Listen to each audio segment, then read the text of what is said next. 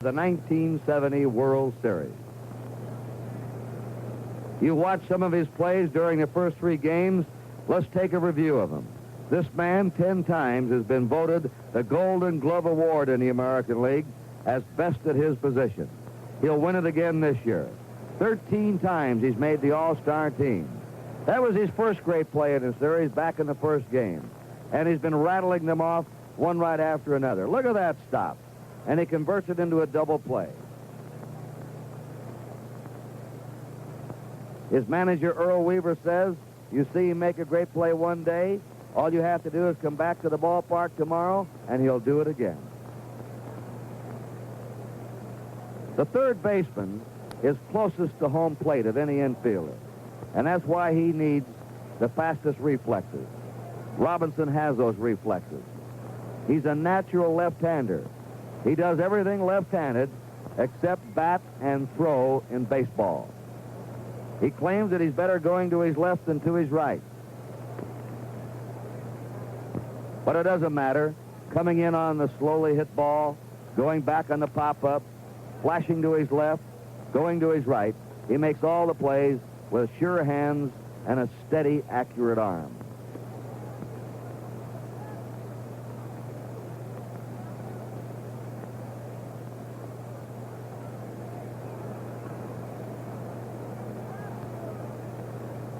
Maybe his best play was that one off the bat of Johnny Bench yesterday. A screaming line drive that Robinson dived to his left for with a ball already bind and still made the stop.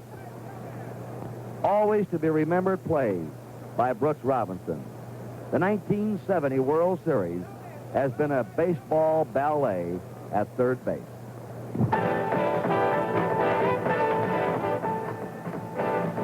NBC Sports presents Game 4 of the 1970 World Series.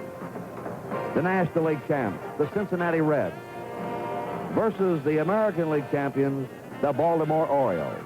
Overcast in Baltimore this afternoon. A 20% chance of rain. The temperature again in the 60s. Hello, everybody. I'm Kurt Gowdy of NBC Sports. This is Chuck Thompson, the voice of the Baltimore Orioles. And roaming the stands again with celebrities and the famous people of baseball will be Tony Kubek. And there's a chance that the President of the United States will be here at Game 4 of the World Series. We understand that he may be arriving later in the game. And, of course, when he does, we'll all know about it. Well, the Cincinnati Reds are fighting a long-standing precedent in baseball. No team has ever lost the first two games of the series in their home ballpark. No team has ever lost the first three games of the series and gone on to win. The Reds haven't been shamed. They're a great ball club. They played well here. They've hit the ball hard, but right at somebody. They made good plays. Their bullpen has been disappointing in the series. But overall, they put on a fine display. They have run, though, into a red-hot ball club that can do no wrong. Baltimore with an amazing winning streak now of 17 successive victories. 11 last regular games, 3 in the playoffs, and 3 more in the World Series. When will that string end? Could end today. We'll find out. If it doesn't, the Orioles are the champs of the world in baseball. Now to tell you about today's starting pitchers and a bit more, here's the fine voice of the Baltimore Orioles, Mr. Chuck Thompson. Thank you, Kurt Gowdy. Good afternoon, everybody. Well, it's a rematch of Game 1, and that brings together Gary Nolan, the right-hander for the Cincinnati Reds, and the other right-hander for the Baltimore Orioles, Jim Palmer. Palmer, on the left-hand side of your screen, was the winner in Game number 1 over Gary Nolan. And Nolan, coming back today in only his second World Series start, pitched rather well in 6 2/3 innings against Palmer in the opening day, had his strikeout pitch going, but was bothered by the home run ball. He threw 3 home runs in the opening game of the 70 series. It is something he hopes that is history and will not be repeated. So it'll be Jim Palmer 1-0 and Gary Nolan 0-1 in Game number 4 of the 1970 World Series here at Baltimore's Memorial Stadium. And if Nolan and his teammates cannot do it this afternoon, as Kurt has pointed out, of course, there is no tomorrow. And now let's go downstairs to Tony Kubek. Down here on the field with Mickey Mantle. And Mickey, you know, this year on NBC we had our computer baseball series, and our 61 Yankee team was on that series. The Baltimore Orioles were not. This Baltimore Orioles team. Maybe you can compare the two teams. Well, I hate to compare teams, Tony, but as far as I'm concerned, that computer deal wasn't really that good anyway. I mean, like one game I was on, Clete Boyer hit 2 home runs off of Lefty Grove, and Whitey Ford pitched a 15-hit, 6-run game or something like that. But anyway, I think that this ball club right here can compare easily to ours. We had, I think, one of the greatest infields I'd ever seen with yourself and Clete Boyer and Bobby Richardson and Joe Pepitone at first base. They have as good an infield as we had. We had a real good outfield. That was the year that me and Roger hit a lot of home runs. They have home run power all through their lineup. I think it's a great ball club. I think that's a great ball club over there, Cincinnati. They have nothing to be ashamed of. They've got a great ball club, a great manager. They're going to be great for years. I think they'll probably be these 2 teams again next year. And next year, Baltimore might be in the same shape that Cincinnati is in today. Well, actually, Mick, we aren't seeing the real Cincinnati team that we saw the first half of the year. Their pitching has been hurting. Yeah, I know they've got bad pitching right now, but I really don't think it would have hurt a lot because the 2 guys they got in the bullpen are very good, and the 2 guys that didn't pitch are just about as good. But these guys are hot, and when a good ball team gets hot, they're hot. Mickey Mantle, thank you so much. Let's go back upstairs. Good afternoon, ladies and gentlemen. Welcome to Baltimore's Memorial Stadium for the 4th game of the 1970 World Series. Here are the official lineups. First, the Cincinnati Reds. Here is the manager of the Cincinnati Reds, number 10, Sparky Anderson. Batting first and playing center field, number 28, Bobby Tolan.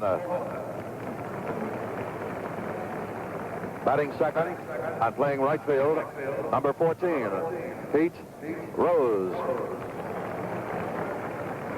Batting third, playing third base, number 24, Tony Perez. Batting fourth and catching for Cincinnati, number 5, Johnny Bench. Batting fifth, playing first base, number 23, Lee May. Batting sixth, playing left field, number 25, Bernie Carbo. Batting seventh, playing second base, number 19, Tommy Helms. Batting eighth, playing shortstop, number 13, Dave Concepcion. Batting ninth and pitching for the Reds this afternoon, number 38, Gary Nolan on the sidelines. And here are the remaining players and coaches of the National League champions, Cincinnati Reds.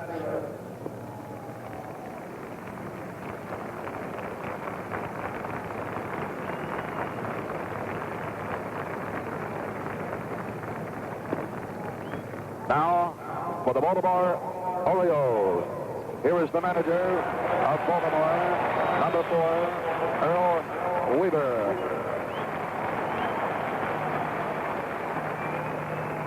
Batting first, playing left field, number 9, Don Buford. Batting second, playing center field, number 6, Paul Blair.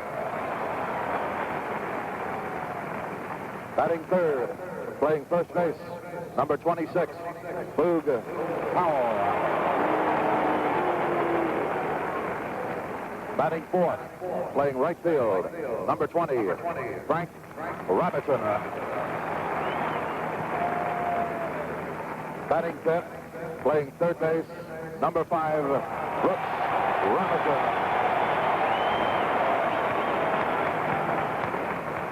Batting sixth, catching for Baltimore, number 10, Elrod Hendricks. Batting seventh, playing second base, number 15, Dave Johnson. Batting eighth, the shortstop, number 7, Mark Belanger. Batting ninth and pitching for the Orioles this afternoon, number 22, Jim Palmer in the bullpen. And here are the remaining players and coaches of the American League champions, Baltimore Orioles.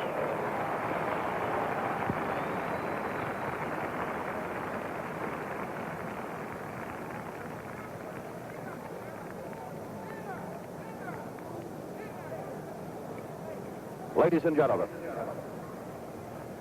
please rise for our national anthem, which will be played by the York Suburban High School Band.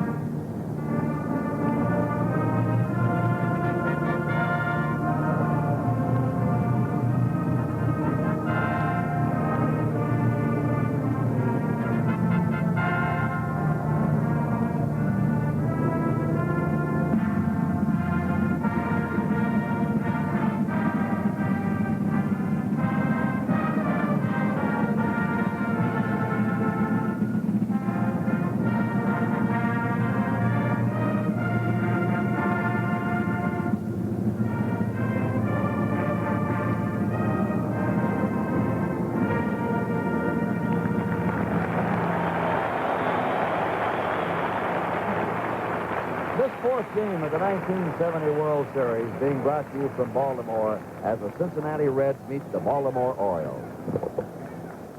The honor of throwing out the first ball today goes to a man who has spent 40 years in baseball and distinguished himself at every level. Joe Cronin, a great shortstop with the Senators and Red Sox, a Hall of Famer, a manager with the Red Sox. He won a pennant there, pennant at Washington, general manager with the Red Sox, now president of the American League. Casey Stengel. Weather a little warm for Casey today in his shirt sleeves.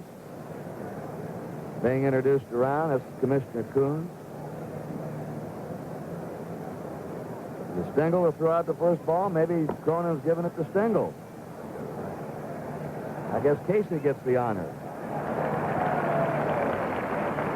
We were told Joe Cronin was going to do it. Look at this wind-up.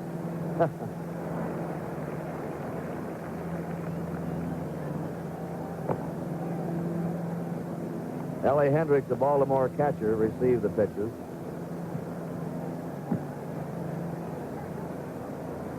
So officially the first ball has been thrown out, and here are the Orioles coming on the field, trying to wrap it up today. They get a hand from the hometown fans. We'll set Baltimore up defensively for you. Same lineup, except for the catcher yesterday. At first base, John Powell. Second base, Dave Johnson. Shortstop, Mark Belanger. Brooks Robinson at third. That's great infield. In left field, Don Buford. Center fielder, Paul Blair. Right fielder, Frank Robinson. The catcher is Ellie Hendricks. And the winner of Game 1, who wasn't too sharp that day but still won, Jim Palmer, coming back this afternoon. And now to take over and give you the play-by-play action for the first 4.5 innings, the voice of the Baltimore Orioles, Chuck Thompson. thank you very much, Kurt Gotti, and again, good afternoon. And we seem to have, weather-wise, exactly what Kurt and I were telling you about yesterday. A very bad morning that is presently trying to turn into a pleasant afternoon as we can see blue skies overhead. The little bit of a breeze that is apparent here at Memorial Stadium is drifting gently towards center field. And we'll have a brief delay as center fielder Paul Blair has elected to come on and pick up some sunglasses from the Baltimore bat boy Jay Mazzone, and the umpiring alignment as you see. The American League's Bob Stewart at the plate. From the National League, Bill Williams at first. From the American League, Emmett Ashford second. From the National League, Ken Burkhardt at third. And on the left field foul line from the American League, Red Flaherty, John Red Flaherty. And on the right field line from the National League, Tony Benson.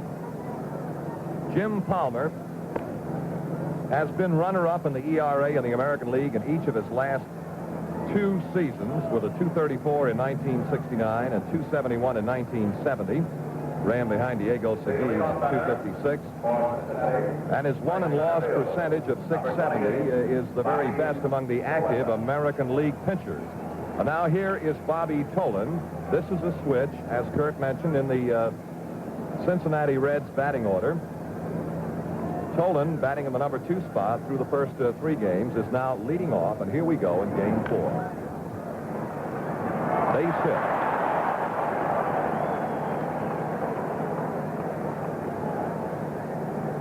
For Tolan, that will be his 4th World Series hit.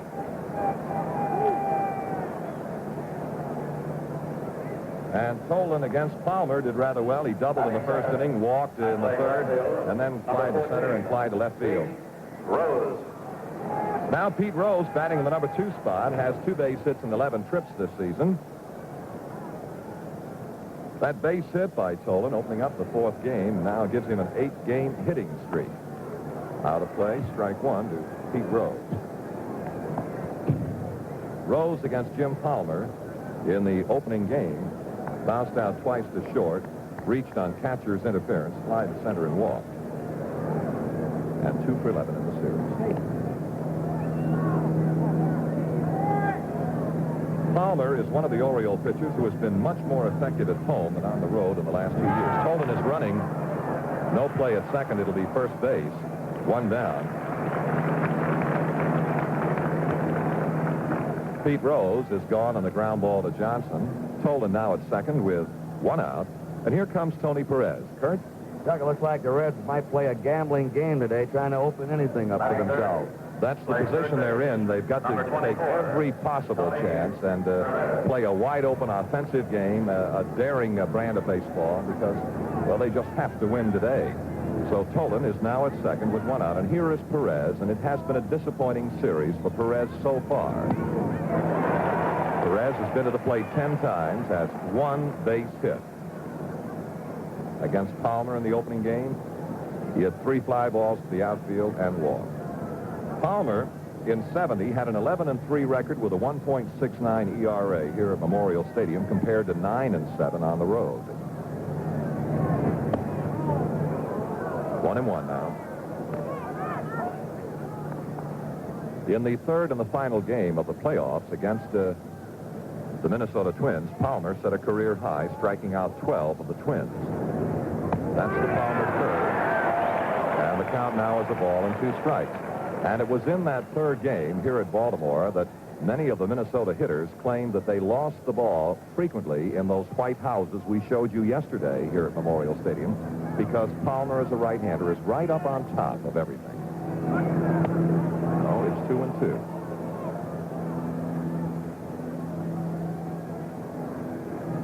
Kurt? Wonder if he had his pancakes this morning. You can, if you're a wagering man, you can bet just about everything you've seen that he has had them this morning. Out of play.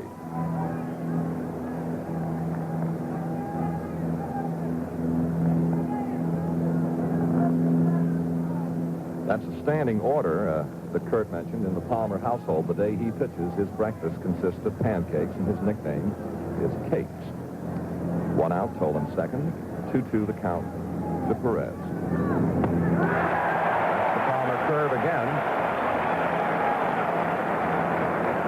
And for Palmer, his first strikeout. This game is authorized under television rights granted by Major League Baseball solely for the entertainment of our audience, and any publication, reproduction, retransmission, or other use of the pictures, descriptions, and accounts of this game without the express written consent of the Commissioner of Baseball is prohibited. Any commercial or other use of the program, such as by charging admission for its showing, is similarly prohibited unless authorized in writing by the Commissioner of Baseball. Here's Bench. Ball one.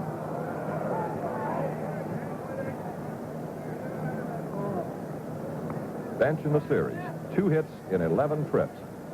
And one of those 2 came against Jim Palmer to drive in the first run of the 1970 series. 2 balls, no strikes.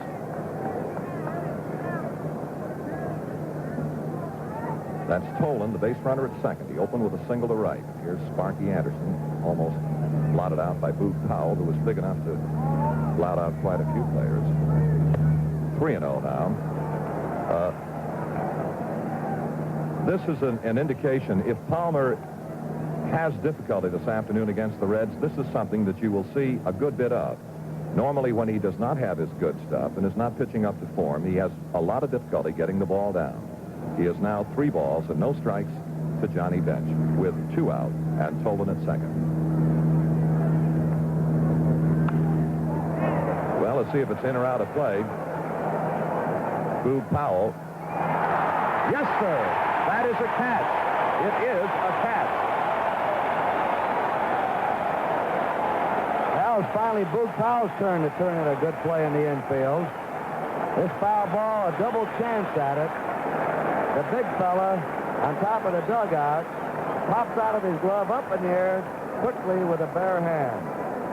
Baltimore's made 5 errors. Cincinnati hasn't made an error in this series, but Baltimore's been the top fielding team. Well, quickly a look at the Red defender. First base, Lee May, and at second base, Tommy Helms. Concepcion, the shortstop, and Perez, the third baseman. The left fielder is Carbo, and the center fielder, Tolan, and the right fielder is Pete Rose. Catching, it's Johnny Bench, and on the mound, Gary Nolan. Here is Buford, to a .364 hitter. Games played today. Strike one. Nolan in game number 1 in Cincinnati got off to a magnificent start. He retired the first 10 Orioles in a row until Paul Blair had a scratch single down the third base side in the 4th inning. 1-1 now to Don Buford. In the game, Nolan, who pitched 6 2/3 innings, as we look at the figures on Buford, season-wise with Baltimore. Nolan 6 2/3 innings, 5 hits, 1 walk, and 7 strikeouts. And that'll be a foul tip, strike 2. Buford has a 12-game hitting streak alive. And over that streak, he's hit .357.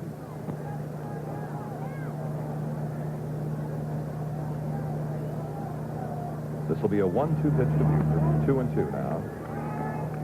Gary Nolan was born in Herlong, California, now lives in Oroville, California. 5th year in the pro ranks. Started the Cincinnati organization in 1966, and he and Palmer, as you know, have had physical difficulties in their past. 2-2. 3-2 now.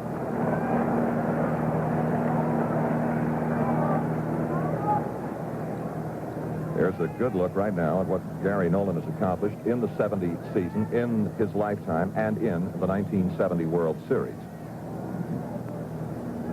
3-2 to Buford. Well, it may be out of play, but let's watch Bench. It's going to be out of play.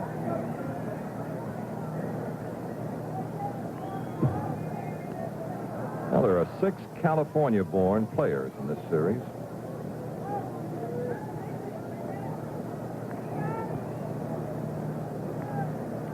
Three and 2 to Don Buford. They played Buford to pull the ball. And he's on to the wall. Buford reaches with a base on balls, and now here is the man who has just suddenly come to life after a very dismal 3-game playoff series against the Minnesota Twins when he managed to scratch out but 1 base hit. He has come on in the World Series against Cincinnati to show 6 hits in 12 trips to the plate, including a double and 2 runs batted in. Now, Lee May will hold with a base runner Buford at first base.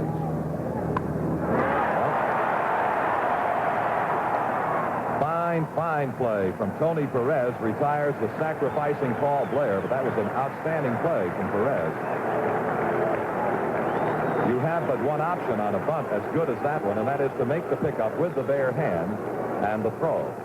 A fine sacrifice by Blair and a good play from third baseman Perez. One out, and now Boog Powell. And Cincinnati collared Powell yesterday for the first time in the series. Powell leads the series in home runs. He has 2. He has 4 runs batted in, 3 hits and 9 trips, and a .333 batting average. And they now have the Powell shift in effect with 3 infielders between first and second, in that the base runner Buford has reached second. Now we notice that Concepcion, the shortstop, is moving over now to the third base side. But before the first pitch, he was the other way. And still trying to jam Powell every chance they can. Ball 1 to count to Boog.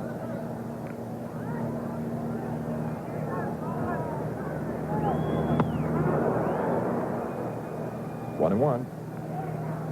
Powell, against Gary Nolan in the opening game, hit the 2-run home run in the 4th inning that got Baltimore on the scoreboard. That was his only hit against Gary Nolan. And yes, it was an opposite field home run. Just got into the left field corner. 1-1 to Powell. 1-2. And again, as Kurt pointed out, they keep the ball in on Boog. That is the way to be successful, but it's been pointed out many times, if you miss a little bit and then get the ball out over the plate, it can cause problems.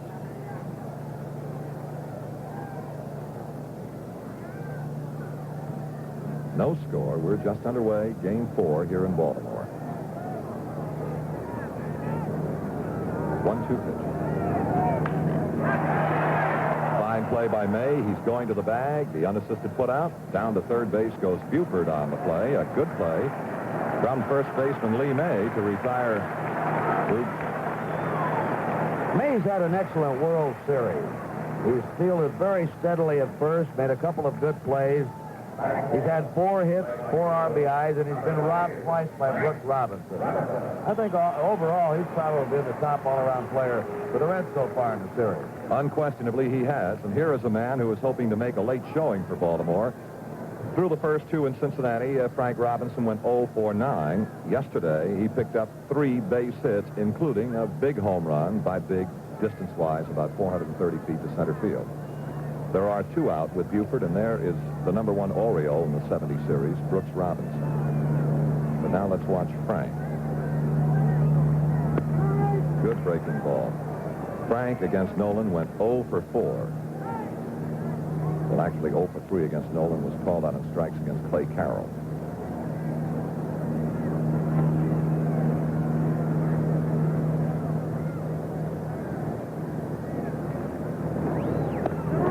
Another good breaking pitch from Gary Nolan, 0-2. Fine breaking stuff. And Earl Weaver is saying something to the plate umpire, who is the American League umpire Bob Stewart. Apparently he felt that pitch didn't have as much of the strike zone as Stewart felt. So Frank now is in the hole, 0-2. Buford third and 2 out.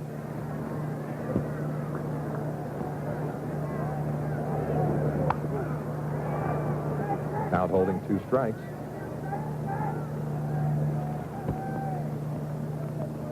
Gary Nolan, 0-2. Fine breaking stuff. And Earl Weaver is saying something to the plate umpire, who is the American League umpire Bob Stewart. Apparently he felt that pitch didn't have as much of the strike zone as Stewart felt. So Frank now is in the hole, 0-2. Buford third and 2 out.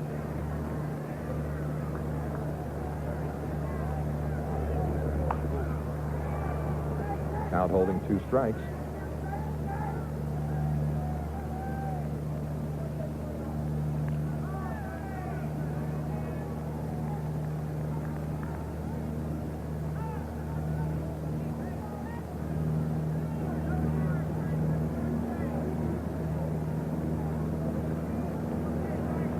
Again, a 2-strike pitch to Frank Robinson. 2 out, Buford third. He's out. Strike 3 called. And that'll be it for the Orioles. So at the end of the first inning, the score is Baltimore 0 and Cincinnati 0. The very capable coaches for the Cincinnati Reds at third base, Alex Grammas, and at first base, one of the big men. What a hitter he was in his time, Ted Kluszewski. Now Now, here is Lee May. As Kurt pointed out a moment ago, unquestionably, he is the stick-out for the Cincinnati Reds in their desperate battle against Baltimore here in the 70 series. He's hitting .364. If it stays in play, Hendricks may have a chance, but let's watch. It's out of play. Strike one to May. May has been up 11 times with 4 base hits, one of them a double. He has a home run, and he has knocked in 4 runs. And has handled everything he's needed to at first base.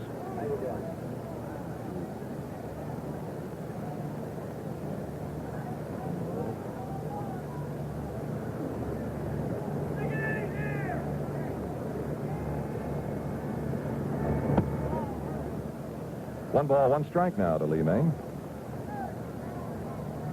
May against Palmer in the opening game singled in the first inning and hit a home run in the third. 2-1 now to May. A 2-run home run at that.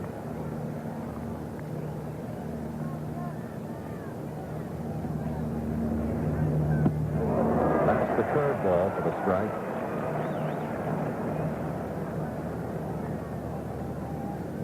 Palmer is a power pitcher. He's got a very, very good fastball, the 2-2, ball 3. And he also has an outstanding curveball. He did use a slider early this year, has discarded it. He said it destroyed the effectiveness of his curveball. 3-2. Curve, ball 4. And Palmer did not appreciate the call. He jumped a little bit off the mound, didn't he? And here's the story on Palmer. In 1970, for the first time in his career, a 20-game winner. And his lifetime stats are there also. And the story on his efforts in the 1970 World Series. Kurt? He had trouble getting to that 20 mark, didn't he, in September? He did. He really did. It got to be quite a thing. I think his 4th shot at it, he finally made it, Kurt. But it looked like he was just not going to be a 20-game winner this year. Here is Carbo.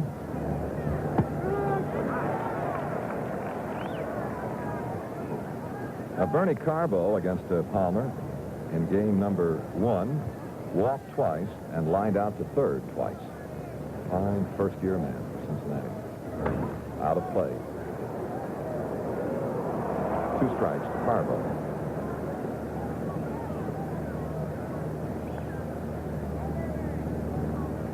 Carbo has also made a pinch-hit appearance in the series. He is 0 for 3. Leadoff walk to Lee May. No score, top of the second. 4th game. Baltimore leading 3-0. Palmer curve gets Carbo. Strikeout number 2. 1 out of the inning. And now the very steady and very capable Cincinnati second baseman, Tommy Helms. And at the plate, Tommy is hitting 167 in the series. 2 hits in 12 at-bats. And that's what he did for the Reds, leading them to the National League Championship.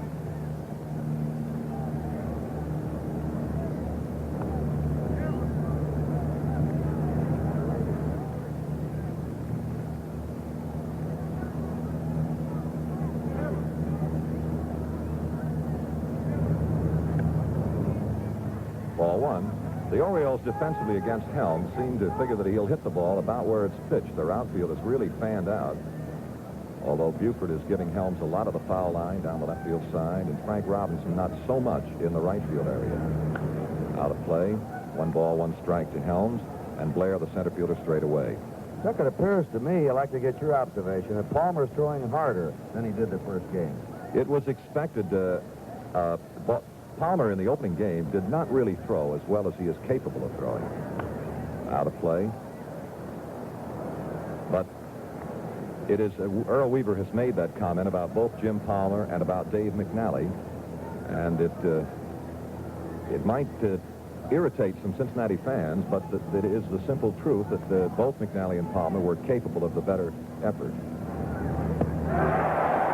And that's an example of the Palmer curveball again. The effort that Weaver referred to was McNally's effort against Minnesota, not in the World Series game yesterday. But he did refer to Palmer's opening game effort against Cincinnati at the beautiful Riverfront Stadium. Here is Dave Concepcion hitting .333. Started yesterday's game, had 1 hit and 3 trips, and he hit the ball right on the nose every trip to the plate. Got a couple of runs batted in. And the Orioles play him to go the other way. Ball 1. By that I mean they play the right-handed hitter to hit the ball to right field. As you see Blair toward the alley in right center. Frank is fairly straight away, maybe favoring the foul line of right field. Infield straight up. There are 2 out. Leadoff walk. Had May at first base. Or put him there. And he's hit it sharply again, has Concepcion. And this one is going all the way to the wall, and Lee May is headed for third.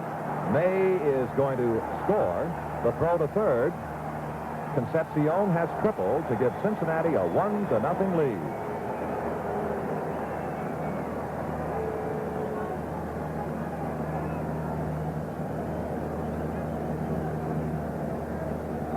He handles that bat to right field. As Chuck said, he hit it right on the nose yesterday to right. They put him in there to get more punch in the lineup. He out-hit Woody Woodward about 40 points during the season. An example of how sharply the ball had to be hit. Not very often will you see that type of a drive get by Paul Blair, the Orioles center fielder. Now here is Gary Nolan. Dave Johnson waiting.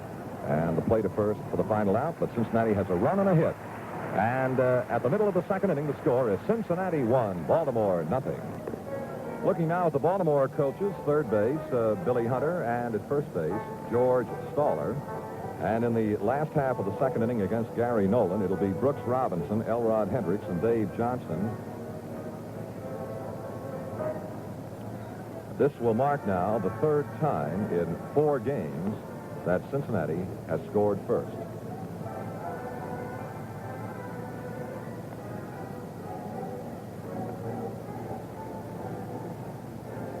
Brooks Robinson having the great World Series, not only at the plate with 4 hits and 12 trips and a .333 mark, but incredible defensive plays. And he will get quite an ovation when the announcement is made. We'll listen. Batting fifth, play third base, number 5, Brooks Robinson.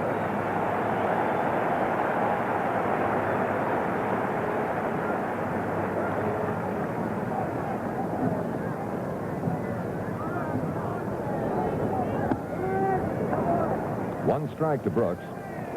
Hit the winning home run Saturday, a tying single Sunday, a pair of doubles yesterday, and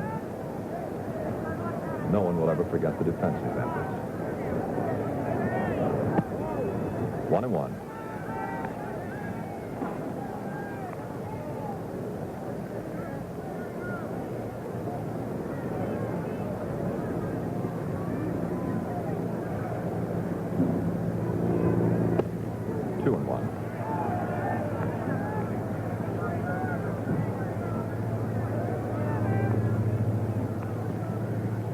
In the opening game against Gary Nolan, Brooks grounded to third twice and then hit a solo home run in the 7th inning.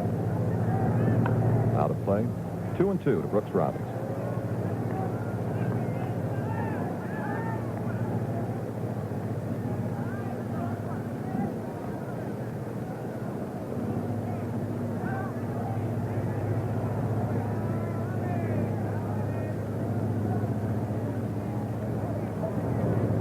Look into the Oriole dugout. The end of the line is Earl Weaver, Boot Powell, Jim Palmer, Mark Belanger. Out of play.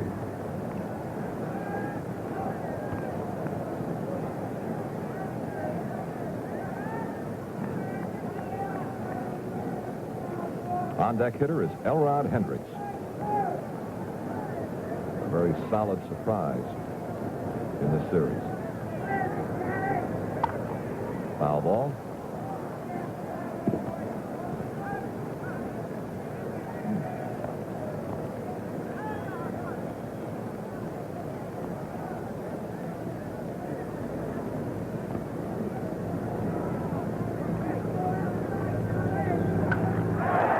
Left fielder. Home run.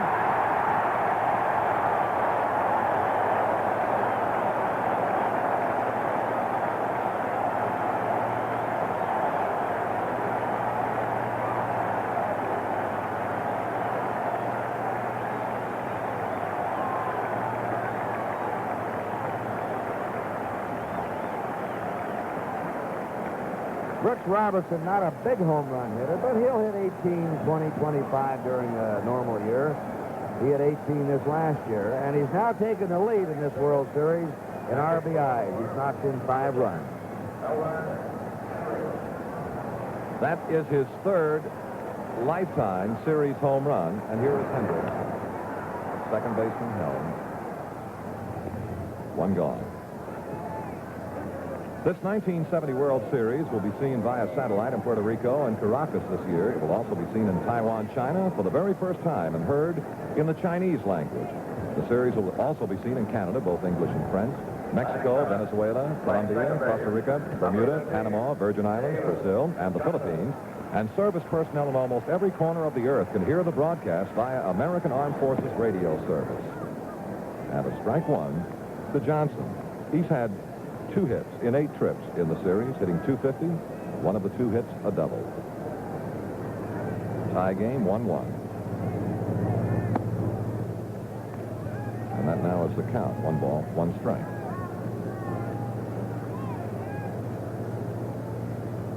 The on-deck hitter for Baltimore, Mark Belanger.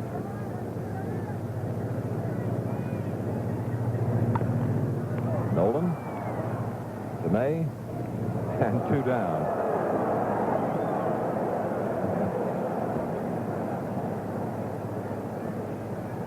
Now Mark Belanger, he is looking for his second hit in the series. He's been to the plate 11 times with 1 base hit, and that figures to 091. Kurt? Sometimes they have too much to think. They have too much time. Right.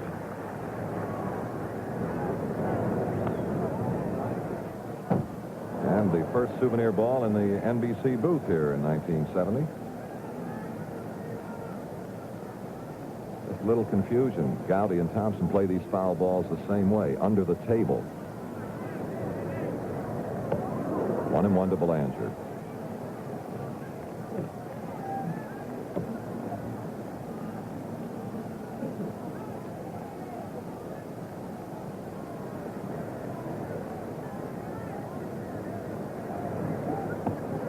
Two balls and a strike.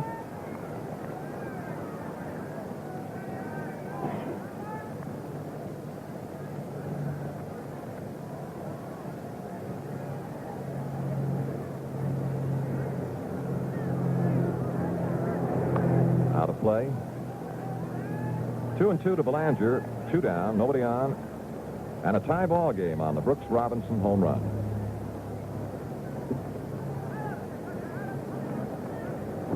On deck, Jim Palmer.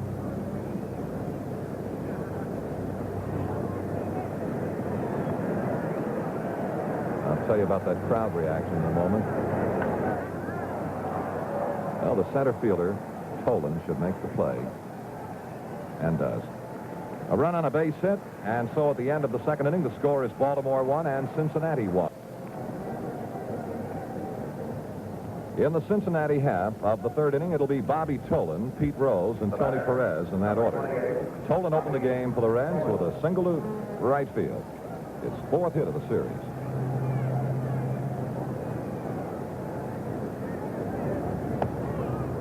Ball 1 to Bobby.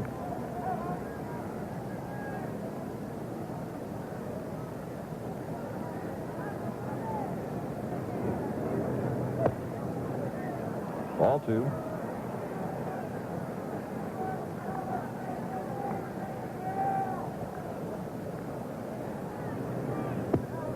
Ball 3.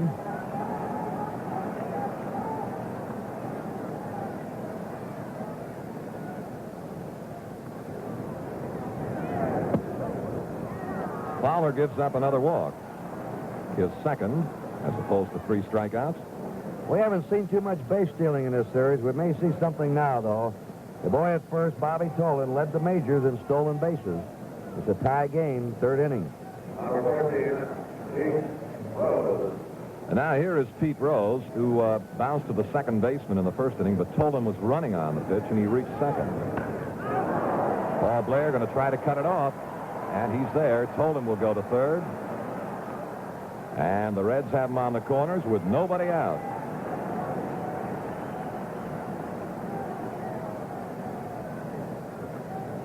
Rose is starting to time that ball now, Chuck, the last 2 days. Leadoff man has reached for each club every inning. And I see a stirring of activity now in the Oriole bullpen as Hendricks visits with Jim Palmer. It'll be Dave Leonard at number 40, right in the middle of the picture, getting ready. Johns Hopkins grad. Nobody out. Runners first and third, and here is Perez, struck out in the first inning. The Palmer fastball.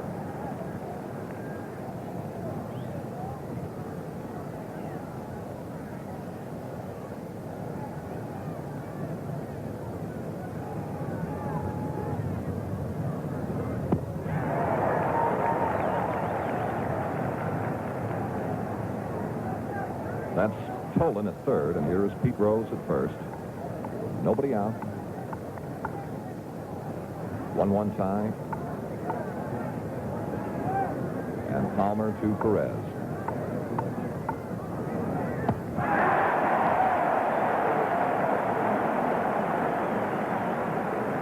Four strikeouts for Palmer. And there's no let-up, as here is Johnny Bench. Fouled out to Boog Powell in the first inning, and Powell made a juggling, interesting catch.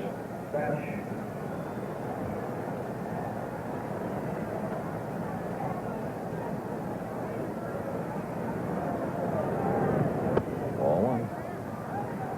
You know, Chuck, so far, the Orioles have taken care of Perez and Bench. Perez now is 1 out of 12. Bench is 2 out of 12. They're two big power men. Of course, they could burst loose any moment. Let's see if it stays in play. It appears to be out of play. And it is. 1-1.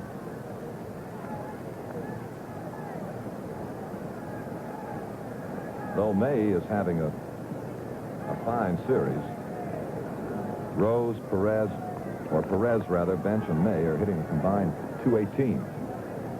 1 ball, 1 strike now to Bench. Tolan third, Rose first, 1 out.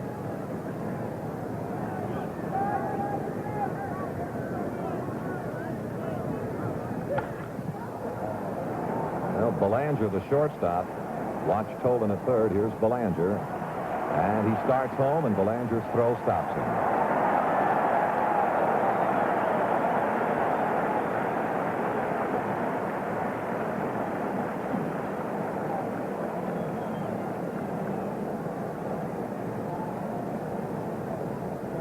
Two down. Top of the third. 1-1 tie, and here is Lee May. Lee with 4 hits in 11 trips. Walked in the second and scored all the way from first on the 2-out triple by Concepcion.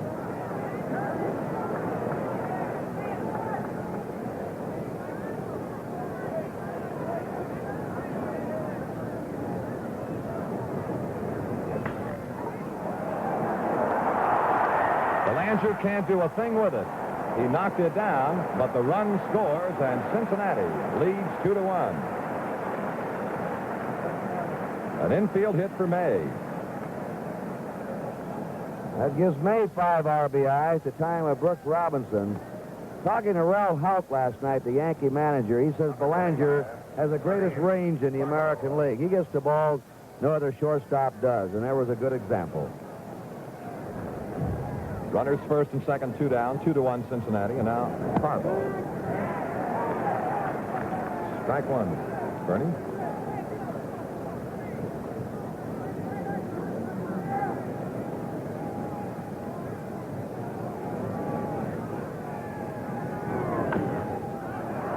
Brooks Robinson going to third for the force that ends the inning.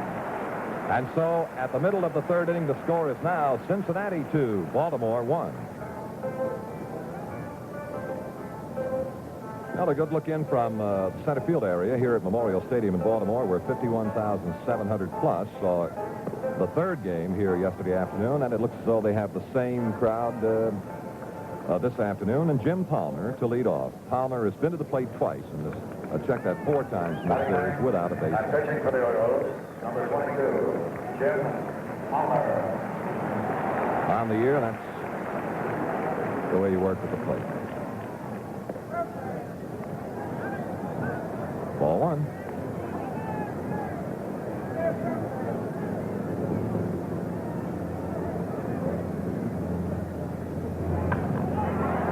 Center fielder Tolan cannot get there.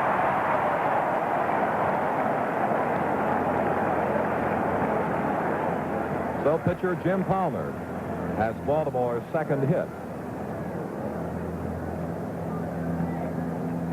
Temperature in Baltimore this afternoon will reach the middle 70s. Number 9. We'll have scattered clouds with us, intermittent sunshine. And now Don Buford. He walked in the first inning.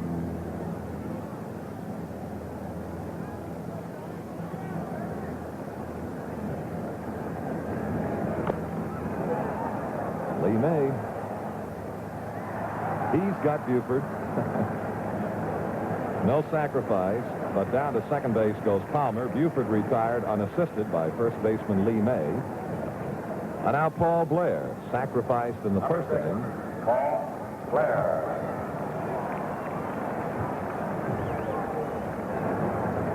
Pretty good figures for a young man that spent 3 weeks on the disabled list after a very unfortunate accident. He was struck in the face by a pitch thrown by Ken Tatum.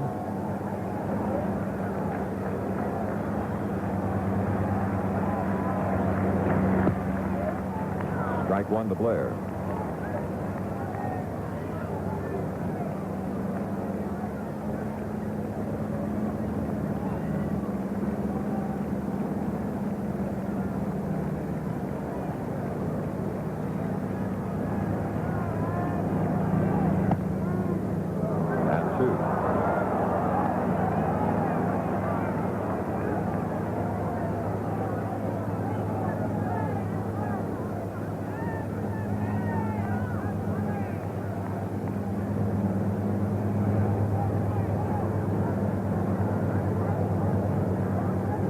The runner at second, and he is one of the very best runners on the Oriole club. 1-2.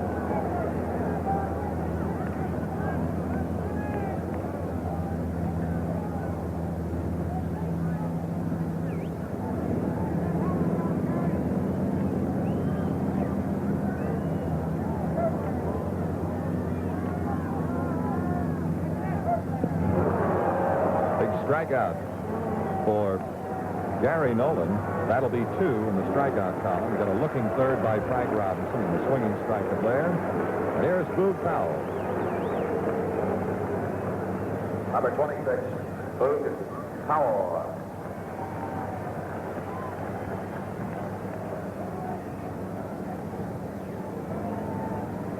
Chuck, this wind has suddenly come up. We have a breeze now blowing toward right field in favor of the left-handed batter.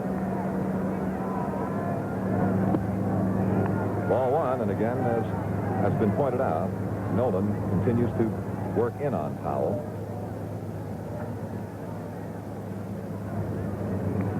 Palmer opened with a single, took second on Buford's infield bounce out, stayed there as Blair struck out.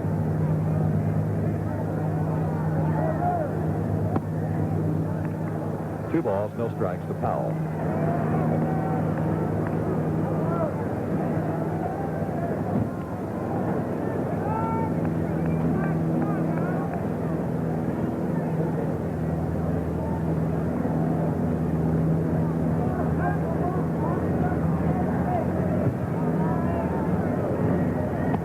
Three and 0 to Powell.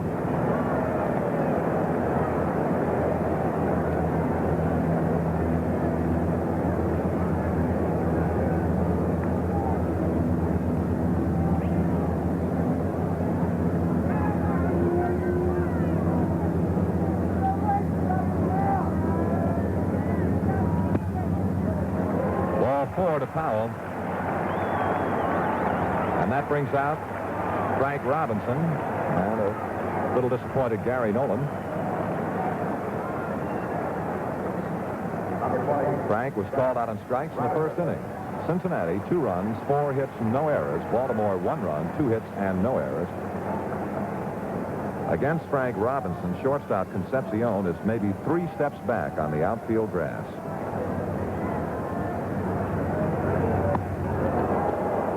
Strike. And a little disappointed Gary Nolan. Number 20, Frank was called out on strikes in the first inning. Cincinnati, 2 runs, 4 hits, no errors. Baltimore, 1 run, 2 hits, and no errors. Against Frank Robinson, shortstop Concepcion is maybe 3 steps back on the outfield grass.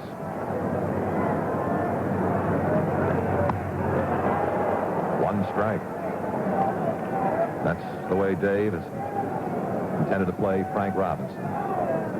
The rest of the infielders are just normally deep. Time is called. Pat Corrales is on his way down to the Cincinnati bullpen area, so we'll wait for the gate to open.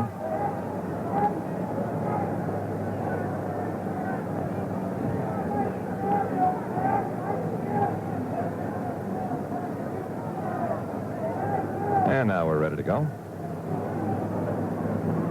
Powell first, Palmer second. 2 out and a strike to Frank Robinson, and Sparky Anderson looking on. 1-1. Good quick pickoff from the bench. This is Don Gullett throwing in the Cincinnati bullpen. And Clay Carroll is also out there. The count is 1-1 to Frank Robinson. 1-2 now on the check swing. And Earl Weaver. Showed you Gullett, now you see Clay Carroll.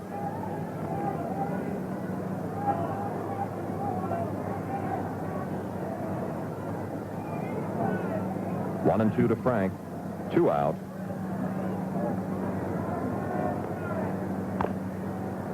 Count holding 1-2.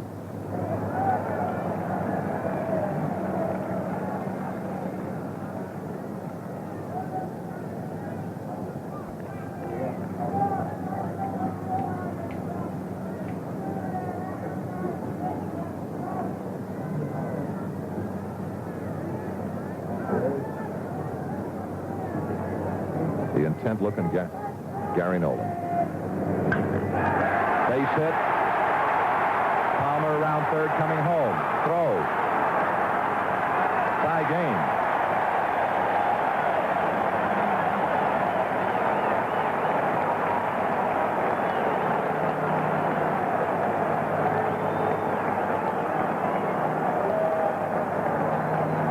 Well, Frank Robinson, who went 0 for 9 in the first 2 games, now has 4 hits in the last 2. Brooks Robinson homered in the second. Ball 1.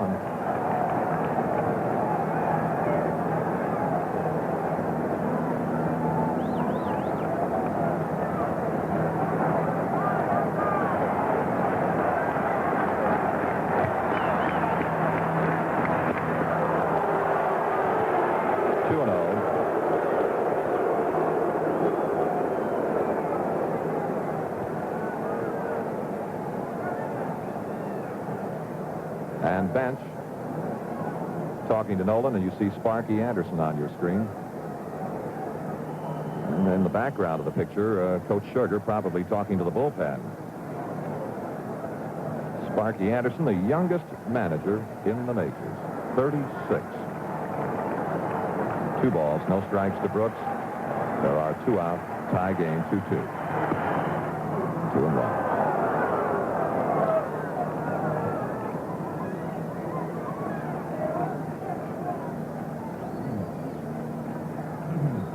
The Reds scored first, top of the second. Baltimore tied it in the bottom of the second.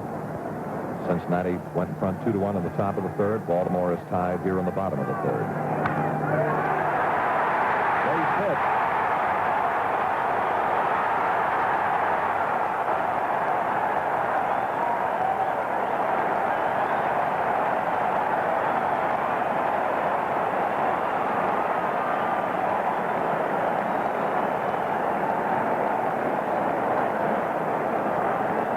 Here comes Sparky Anderson, And if we read the gesture correctly, that means the left-hander is wanted from the bullpen, and the left-hander is Don Gullett. Brooks Robinson now has 6 base hits in the series and 6 runs batted in.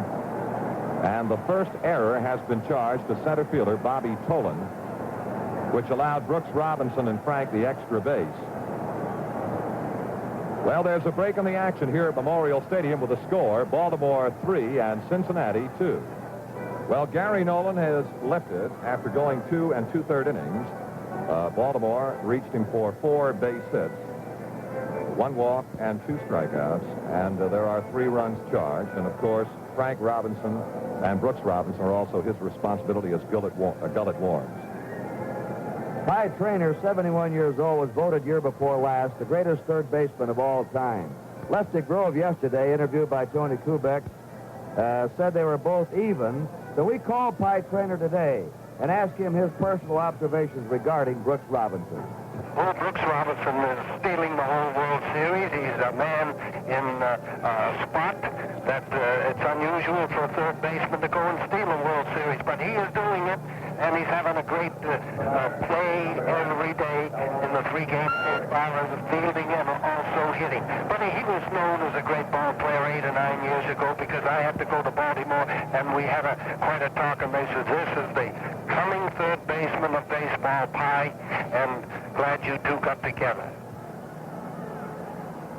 Well, here is young Don Gullett, the 19-year-old youngster from Kentucky, and a ball 1 to Elrod Hendricks. Frank Robinson third, Brooks Robinson second. Baltimore now 3, Cincinnati 2. And this is the 3rd game in which Gullett has appeared. He's been in 3 of the first 4. He has pitched a total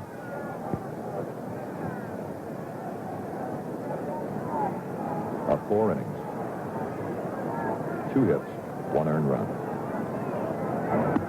1-1 now to Elrod Hendricks. Gullett has walked 4 and struck out 2 in his previous appearances. This youngster, just 19, only a half a year in the minor leagues. 1-1 to Hendricks. Well, if it stays in play, let's see. And it is out of play. A ball and 2 strikes to Elrod Hendricks.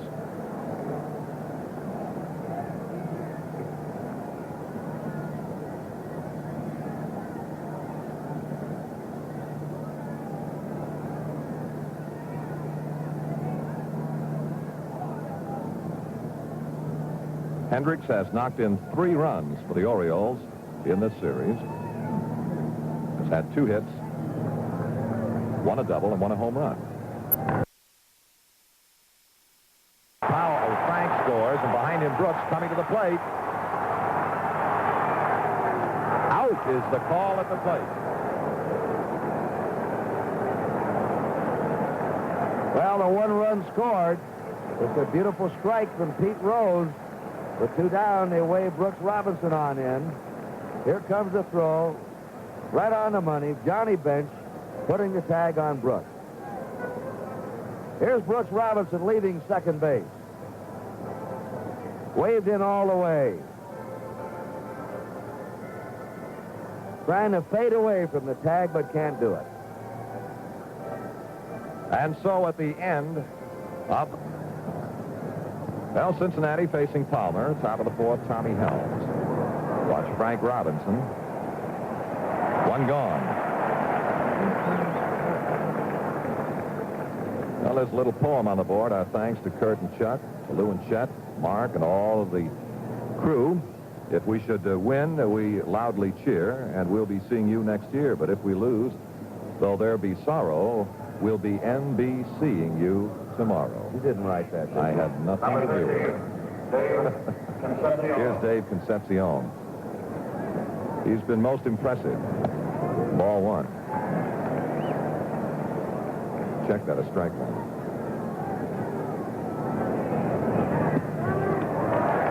Now 2. Concepcion played very little in late in the season for the Reds, but he's been quite impressive in his plate appearances here in Baltimore. Now 1 and 2.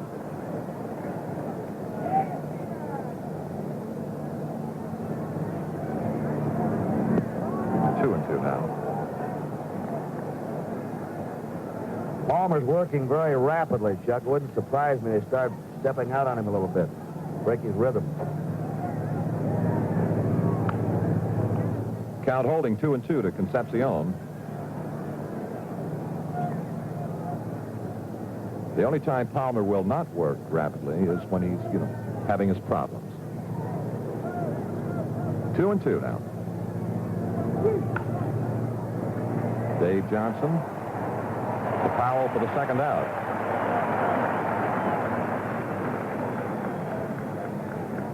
The due batter is pitcher Don Gullett. And Don will bat for himself here in this top of the fourth. This will be his first appearance at the plate. He's been in 2 games, has not officially been to the plate.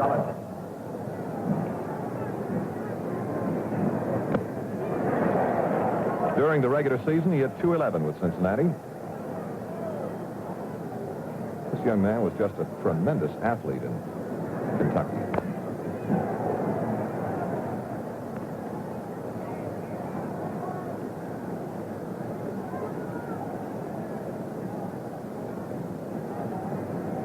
Two-strike pitch to Gullett, 2 out, nobody on. Well, that's an unusual pitch from Palmer to pick up another strikeout as 5th. And 3 up and 3 down go the Reds, and so in the middle of the 4th inning. The last half of the 4th inning, Baltimore will bat Johnson, Belanger, and pitcher Jim Palmer against young Don Gullett. Interesting story on the success of the 1970 Orioles for you to look at right now. Strike 1 to Johnson. They led in that most important department, scoring runs. 109 victories a year ago, 108 this year. 1-1 now to Johnson. And so far in the 70 series, they have done nothing wrong, discounting the errors, which have not hurt them. Out of play. 1-2.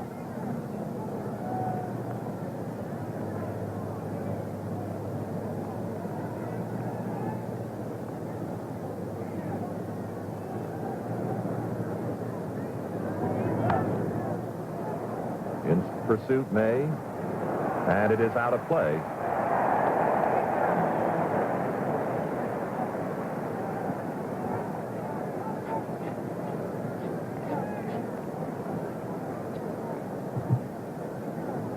The on-deck hitter is Mark Belanger.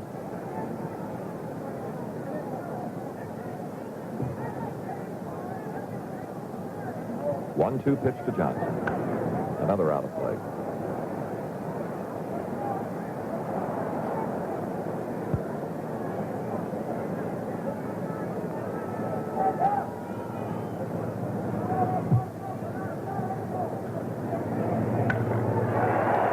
Right fielder Rose in pursuit, calling for it. And that'll be the first out in the last half of the 4th.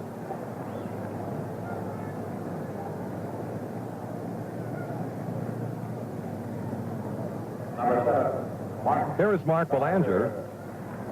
Fly to center field in the 2nd inning.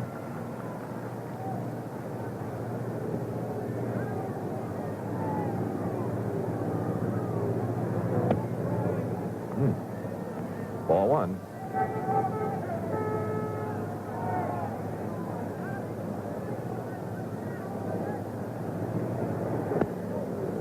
Ball 2. One of the infrequent breaking pitches thrown by Gullett. When you've got his kind of a fastball, stay with it.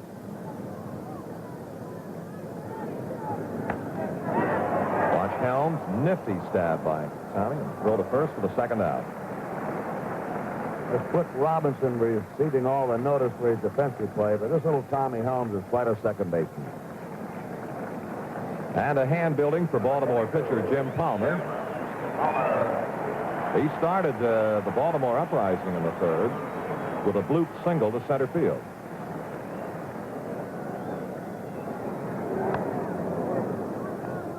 Foul back.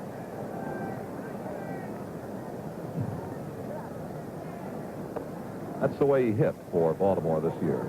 A home run and 9 runs batted in.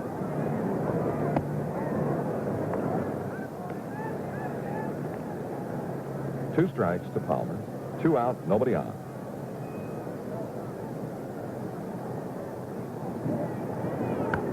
Out of play.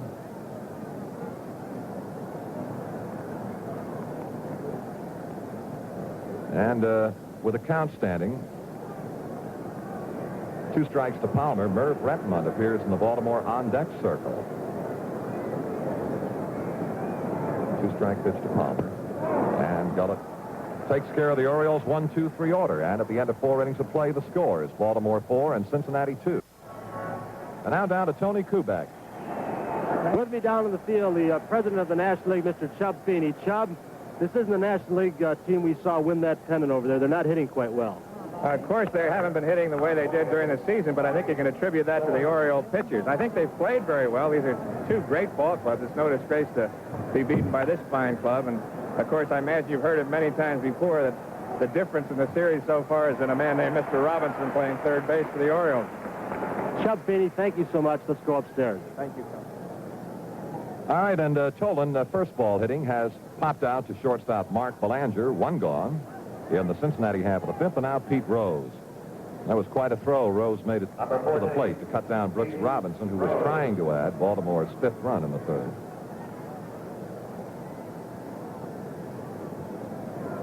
Rose 1 for 2 this afternoon.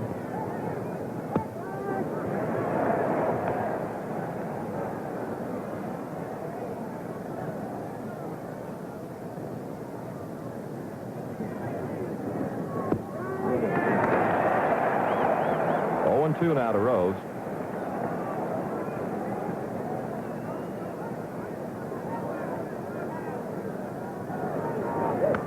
Out of play. Kind of a protected swing by Rose with 2 strikes, just trying to get a piece of anything close.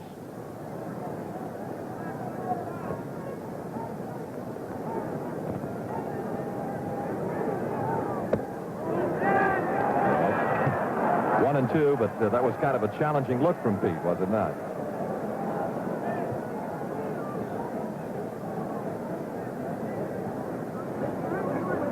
Stands well off the plate as a left-handed swinger. Now 2 and 2 now.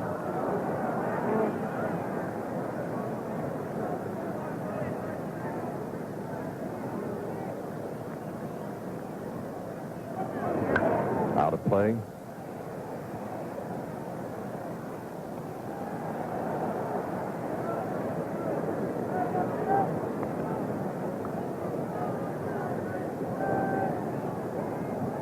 Two to Rose.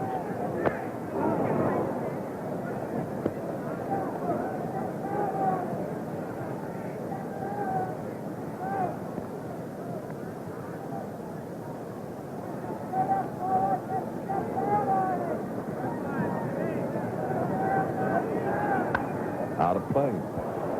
He guards that plate like a tiger, doesn't he?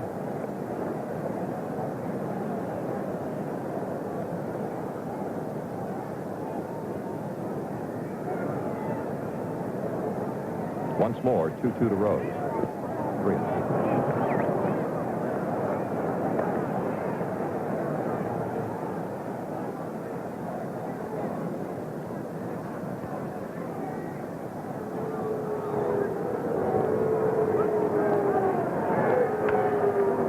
Watch left fielder Buford. Wynn's got it. It is gone. Home run, Pete Rose.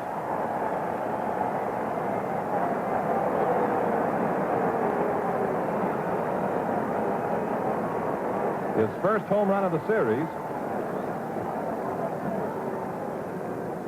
And the happy Cincinnati wives, who in truth have had very little to cheer about.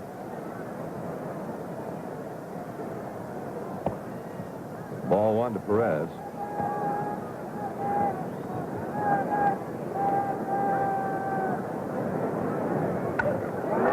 Watch Paul Blair. The second out.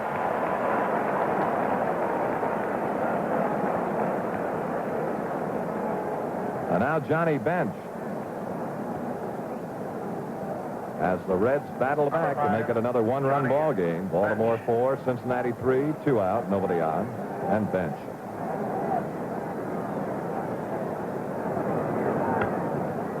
Well, Buford coming on and Belanger back. It should be Buford, the left fielder.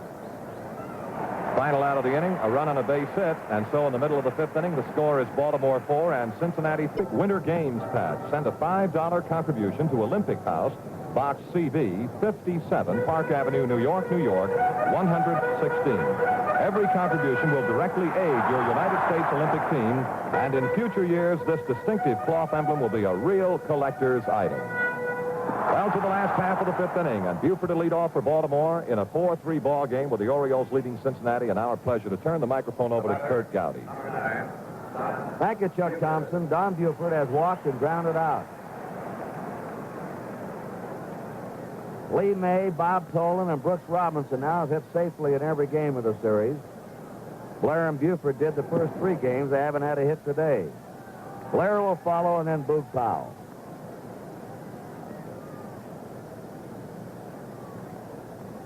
That's Blair on deck.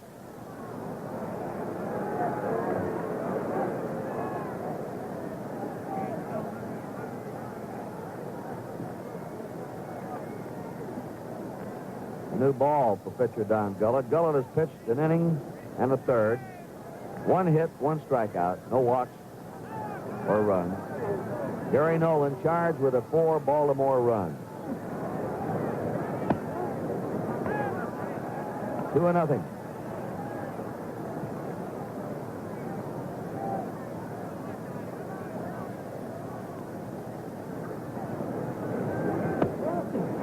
Count goes 3-0 to Don Buford. Stirring around in the Cincinnati bullpen again.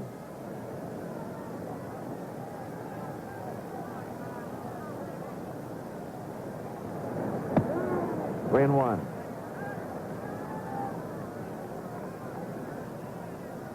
Veteran Clay Carroll is going to start warming up. He warmed up earlier. 3 and 2. Carroll.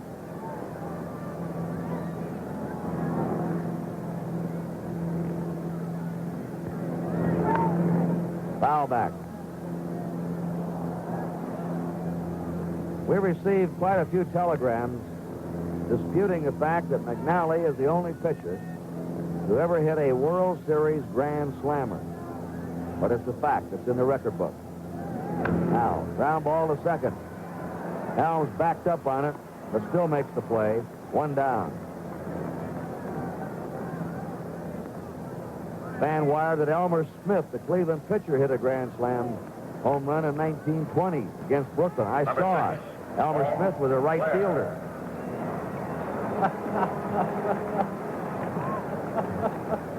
That's foul on deck. Well, we get the devil a lot of times, Chuck, and deservedly so. But we can't take the blame for McNally. 1 ball, no strikes to Blair. Sacrificed and struck out. 4-3 Baltimore. 1 ball, 1 strike.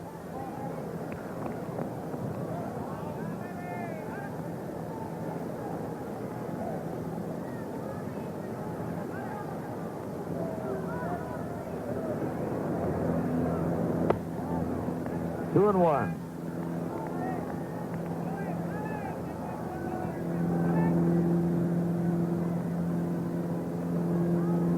High score in basketball. High score in football. And a blazing fastball in baseball, boy. Foul back. 90% of his pitches thus far have been fastballs. We've seen a lot of fouls hit off him. They're not quite getting around on it. The 2-2 delivery. Pounding ball cut off by Perez, the third baseman. 2 away. Boog Powell has rounded out a walk. He scored a run. We got a wire here from a lady in Jacksonville Beach, Florida. Please convey congratulations to Boog Powell, who I babysat for when he was just an armful in Lakeland, Florida. I'll bet he was really an armful when he was a baby. I was just going to say, Kurt, I can't imagine him as an armful. He's got to be more than that. Right, what was that old song? You must have been a beautiful baby. You must have been a big, beautiful baby. One strike to foul, 2 down, nobody on. The Orioles are leading 4-3, last of the 5th. 1 ball, 1 strike to him. Frank Robinson's on deck. Brooks Robinson in the hole. The shift is on. 3 infielders in the right side. Change-up curve is foul back. 1-2.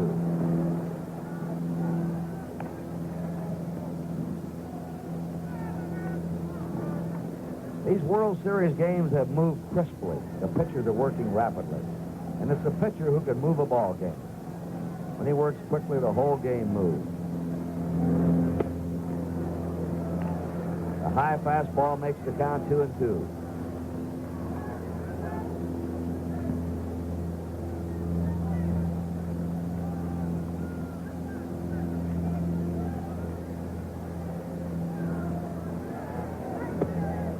Three and 2.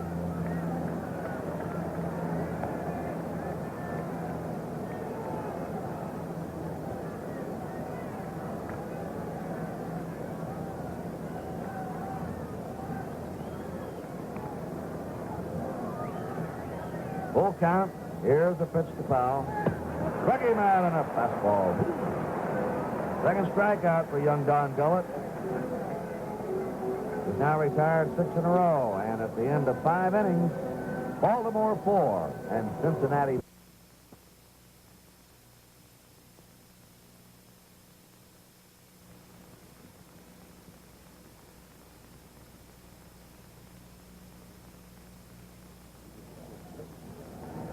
The batter, number 23, Lee Mayer.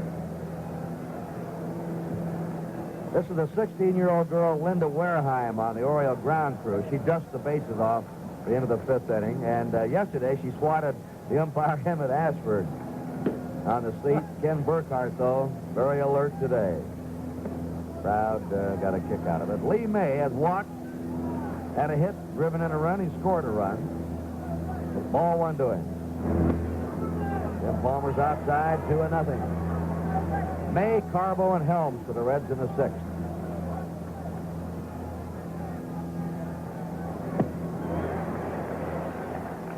Strike. The lights are on here in Memorial Stadium on this overcast day. Grounder to short. Belanger from the hole throws him out. 1 down. Rookie Bernie Carbo has struck out, hit into a 4th play. Looking for his first World Series hit. He's 0 for 5. Bernie Carbo. Palmer looked out to Blair, tried to wave him over a little bit, but Blair stayed in left center. Foul back. See Paul Blair in left center. Buford a shade toward the left field line. Carbo has power to the opposite field. Strike 2. He comes out of that dugout swinging, but he gets a lot of walks, too. He has a very good eye. He knows the strike zone.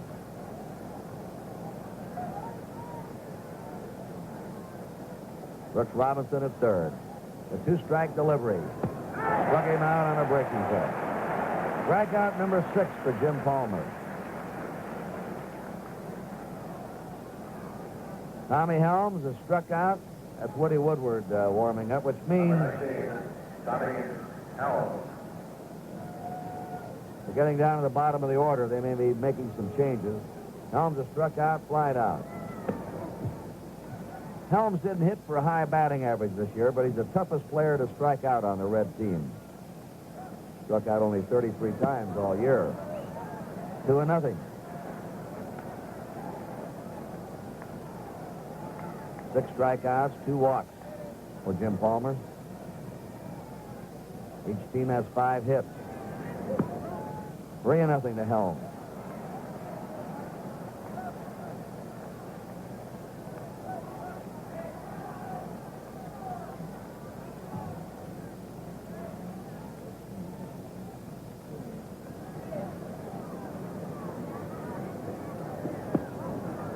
Walked him on 4 pitches. A third walk for the Reds.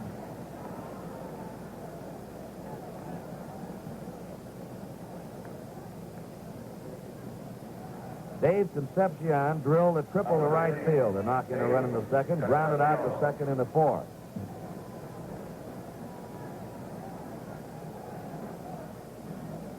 He was up 4 times yesterday, hit the ball to right 3 times. Twice today he's hit the ball to right field. They're playing him well over toward right. Blair's way over in right center. 2 down. Helms at first. Strike across the letters.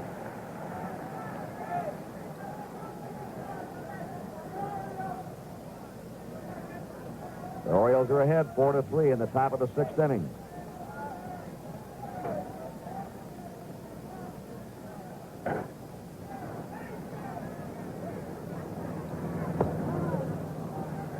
Low and away to him. Ball 1, strike 1.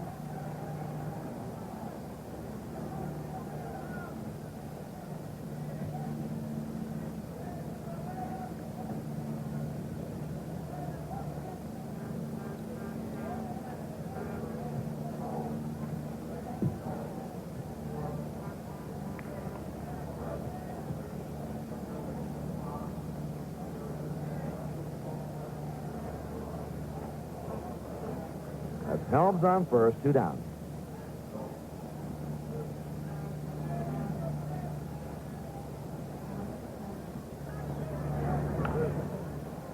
Foul into the seats. 1 ball, 2 strikes.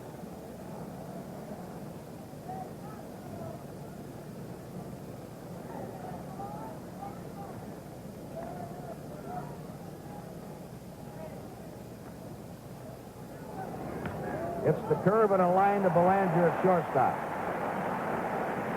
No runs for Cincinnati. No hits. There were no errors. They left 1. We've gone 5.5 innings. The score, Baltimore 4, Cincinnati 3. Down to Tony.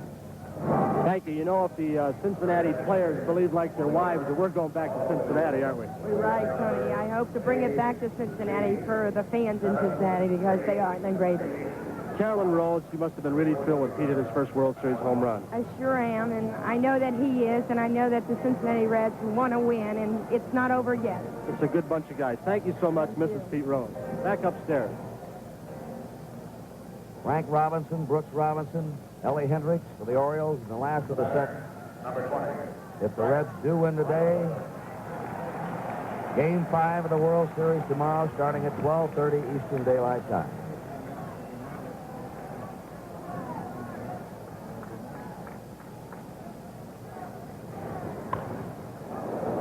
Foul ball, Billy Hunter skipping out of the way in the third base coaching box. Robinson has struck out and singled. Phillips struck out Robinson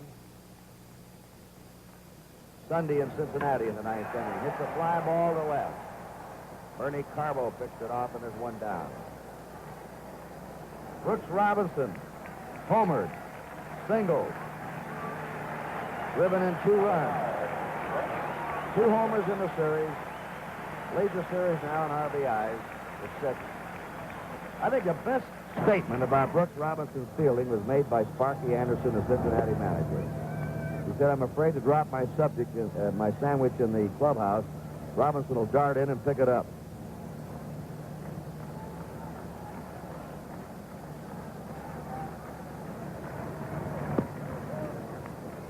Two balls and no strikes to him.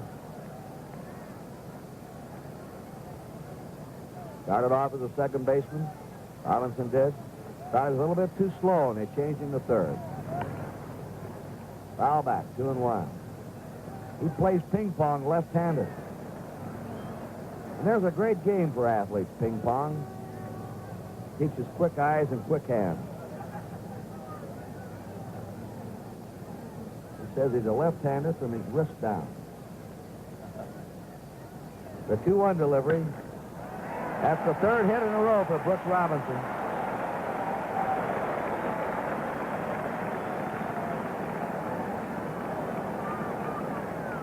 Now, let's see now. He has been up 15 times and had 7 hits. 6 RBIs. Ellie Hendricks, and a star for the Orioles in this series, grounded out a single. He had a 2-run double Sunday against young Milt Wilcox. Strike down the third baseline. Said it was the first ball he hit down the third baseline in 12 years, which shows you the way things have been going for Baltimore.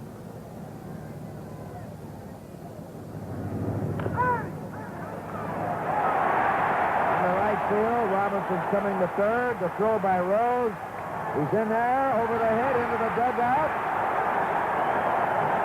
And over to third goes Hendricks. Hendricks has been jerking that ball to right field. He's a dead pull hitter usually. Well, we can take a look at the play again, and you talk about the good bounces. Baltimore got more than their share. That went right through there as if it had eyes. And now watch the bounce that Cincinnati's Pete Rose gets in his throw. It's off the mark a little bit, but bounced right on by and into the Oriole dugout, and that allows Baltimore their 5th run. And the error is being charged on the throw. Rose charged with the error, the second for Cincinnati in the game. Rose made only 1 error this season. It was in the first bad weather game at Riverfront Stadium. A base hit taking a high hop over Rose's glove.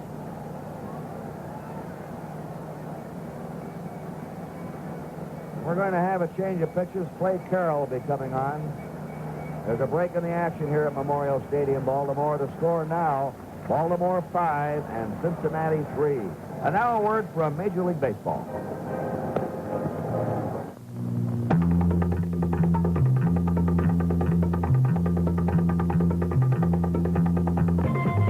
Baseball action films for your meeting. For a catalog of baseball films, including World Series of 1970, What Makes an All-Star, highlights of the American and National League seasons, and other exciting shows, write on your organization letterhead to Major League Baseball Film Division, 680 Fifth Avenue, New York, New York. Woody Woodward has been inserted at shortstop. He's going to bat 9th.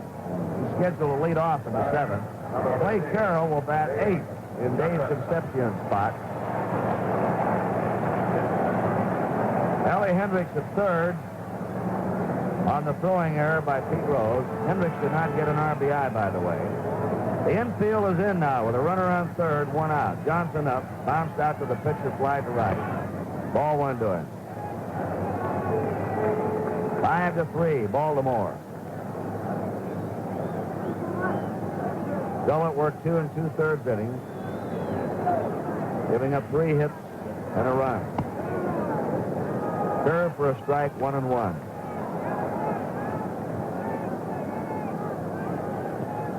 If we go to Game 5, Sparky Anderson had announced either Jim Merritt or Clay Carroll tomorrow.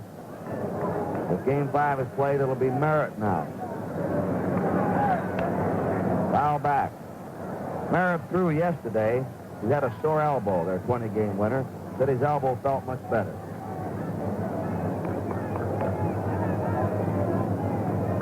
Clay Carroll working his 3rd game in this series. 29 years old. Gets Johnson on a strikeout. 2 down, the infield will back up. Mark Belanger up. He's now pitched 4 2/3 innings in this 1970 series, allowed 3 hits and no runs. He's been Cincinnati's best relief pitcher. Born in Clanton, Alabama, lives in Bradenton, Florida. His 7th year in the National League. Belanger's fly to center and grounded out. Runner on 3rd, 2 down. Time called. No pitch. This is no pitch. This is no pitch. They'll bring him back. Earl Weaver ran out and pointed out to left field. John Flaherty had run in from the left field foul line, calling time. Someone had dropped something out in the field, in left field. That is what had to be retrieved. Looks like a souvenir bat. And as you pointed out, Kurt, the umpire down the left field line, Red Flaherty, was calling timeout before the windup of the pitch. And so it will be no pitch, and Belanger will get a lease on life. And it is another example of the better breaks that have gone Baltimore's way. Weaver was out there to be sure the other umpires knew that Flaherty had called time. He couldn't get anyone's attention. 1 ball, no strikes to Mark Belanger.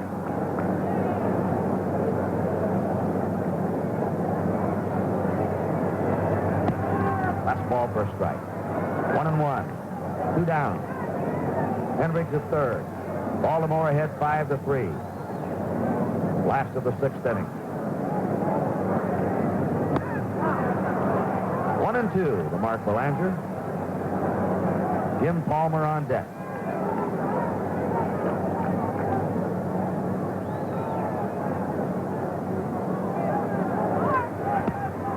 Ooh, a good save by Johnny Bench.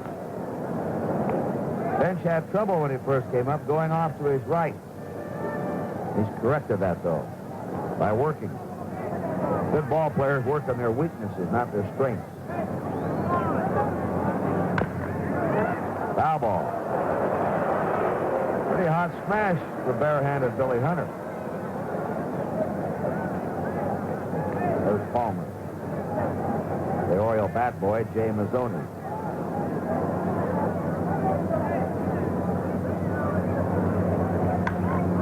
A high fly to left fielder Bernie Carbo, right in his track. 1 run for the Orioles in the 6th. 2 hits. A costly Cincinnati error. 1 man left. We've gone 6 innings. Baltimore 5 and Cincinnati 3.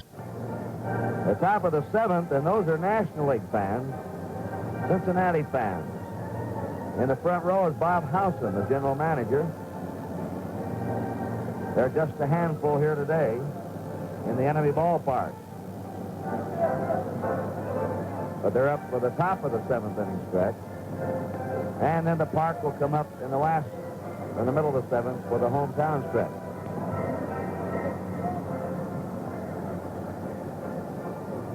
Angel Bravo is going to bat in place of Woody Woodward. Batting for Woodward, number 22, Angel Bravo. Reds will have to make all the moves now. We're in the 7th inning. They're trailing by 2 runs. They're 3 games down in the series. Bravo, Tolan, and Rose. 3 left-handers in a row. Top of the 7th. He pops it up. Dave Johnson. 1 down.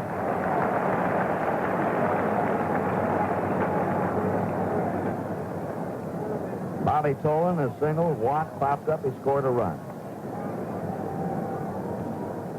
Number 28, Bobby Tolan.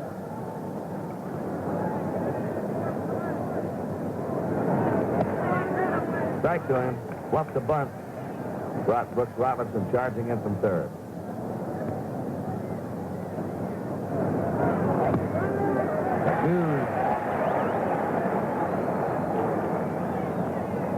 Palmer struck out 6, walked 3.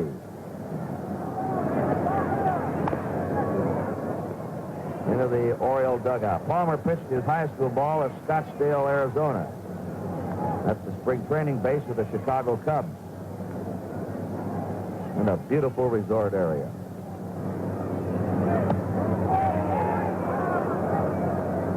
One and 2.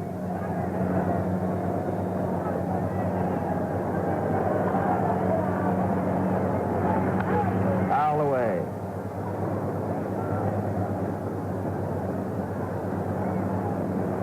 Five runs, 7 hits for the Orioles, 3 runs, 5 hits for the Reds. The Reds have made 2 errors in this game. Curve in the dirt. 2 and 2.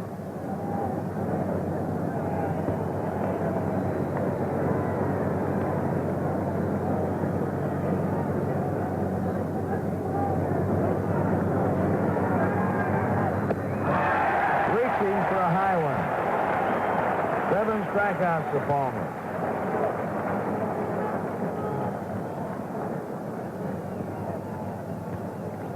Two years ago, Jim Palmer's future was in jeopardy.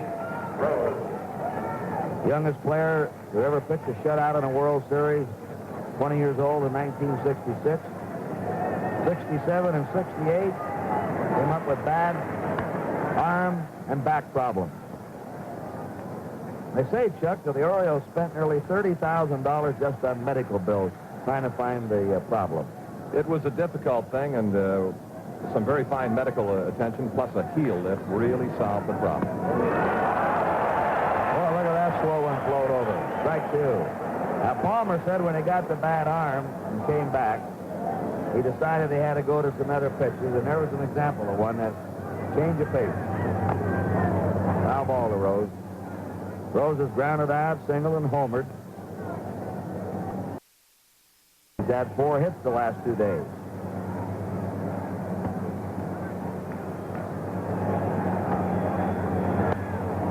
One and two. Palmer, in '69, finally came back to the majors after 2 years away, and still had 40 or 50 days on the disabled list with a bad back.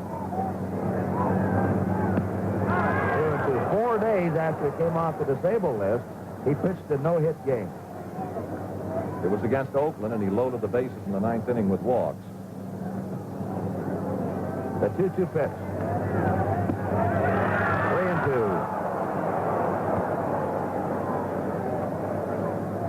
He pitched 305 innings this year, tying Sam McDowell for the American League lead and setting a new Baltimore club record.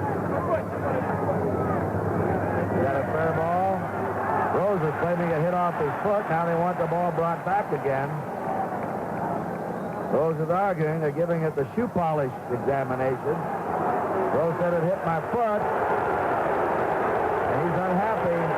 Home plate umpire Bob Stewart asked for the ball back from the first base umpire Bill Williams, remember in the series last year.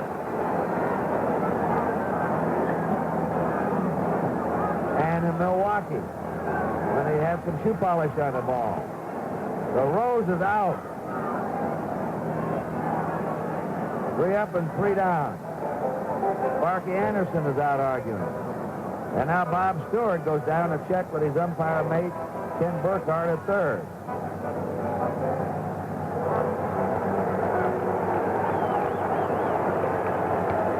That's it. The sign retired. In the middle. Wait a minute.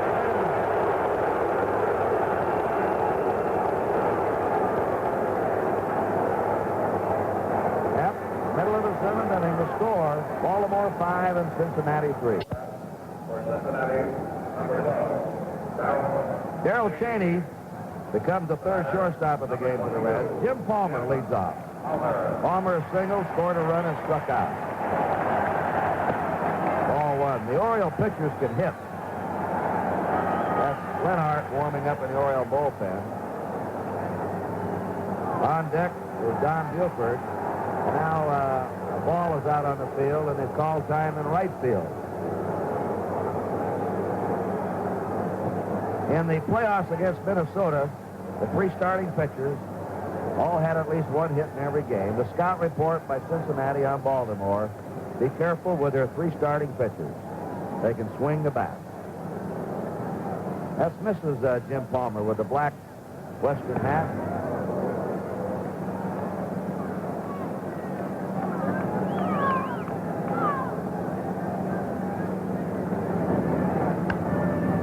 The high pop to the infield. Tommy Helms waiting for it. 1 down. 5-3, Baltimore ahead. Last of the 7th. Don Buford is walked, rounded out twice. number 9, Don Buford.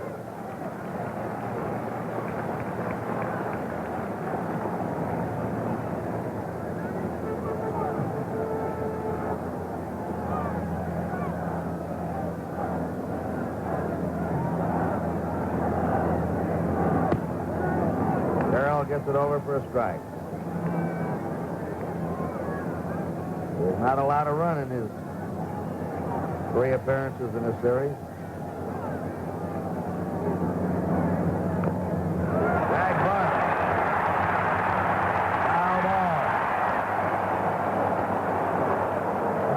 Bench got out of that catcher's box and down there.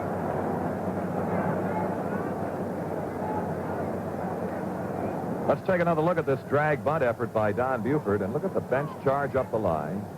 Carroll elects to let it roll. Bench may have been instructing him to let it roll because he had much the better angle on the play, and they got it to foul ground. The count is 2 strikes to Don Buford.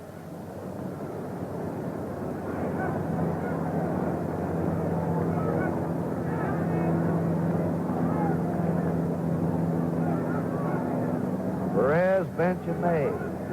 The heart of the order coming up for the Reds in the 8th. 1 ball, 2 strikes. 1 out, nobody on. That's Blair on deck. Pulled him on a curve, throw down to first, strike out for the pitcher, an assist for the catcher, and a put out for the first baseman. 2 down. Carroll's second strikeout. Blair has sacrificed, struck out, grounded out.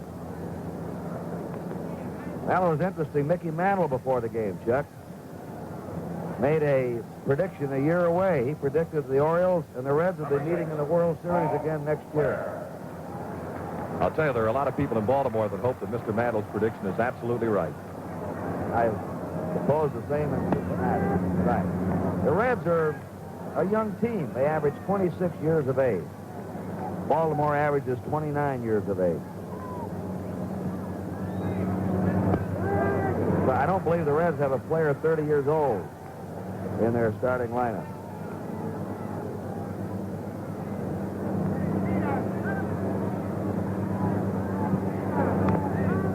You saw the Baltimore bullpen. I think it's Watt and Rickard out there. Eddie Watt, a right-hander, Rickard, a left-hander. 2 strikes to Blair.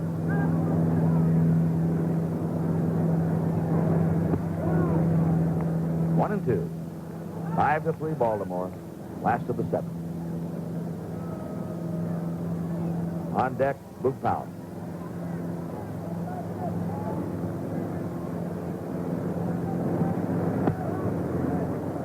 Two and 2.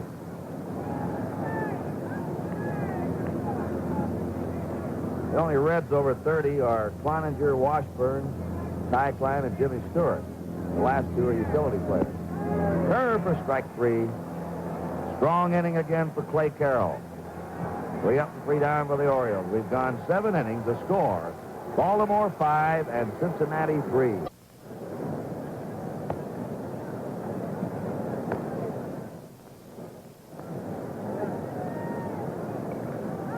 The batter, number 24, Tony Perez. The Reds send their power boys up in the 8th now. Jim Palmer's low with the first pitch to Perez, ball 1. Perez has struck out twice, flied out. 1-1 to him.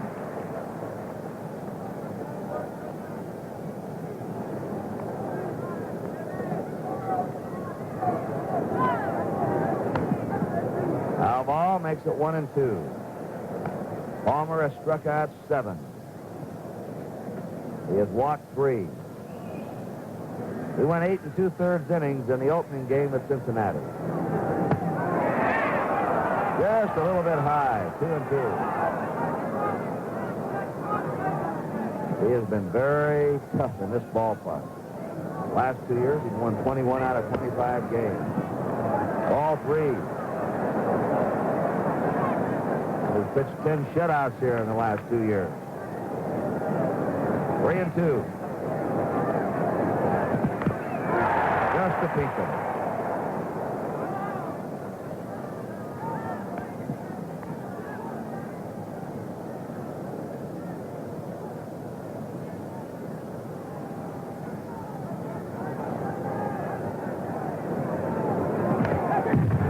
Now again, his manager Earl Weaver predicts that if there's another 30-game winner in baseball within the next few years, it's going to be Jim Palmer.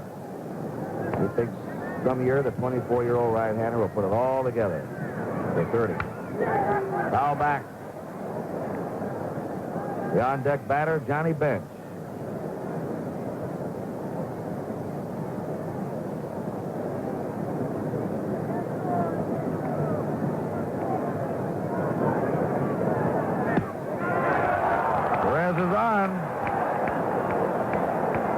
That's the fourth walk given up by Palmer. Johnny Bench has gone hitless. Fouled out, popped up, flied out. Bamberger, the pitching coach, now is coming out to talk to Palmer.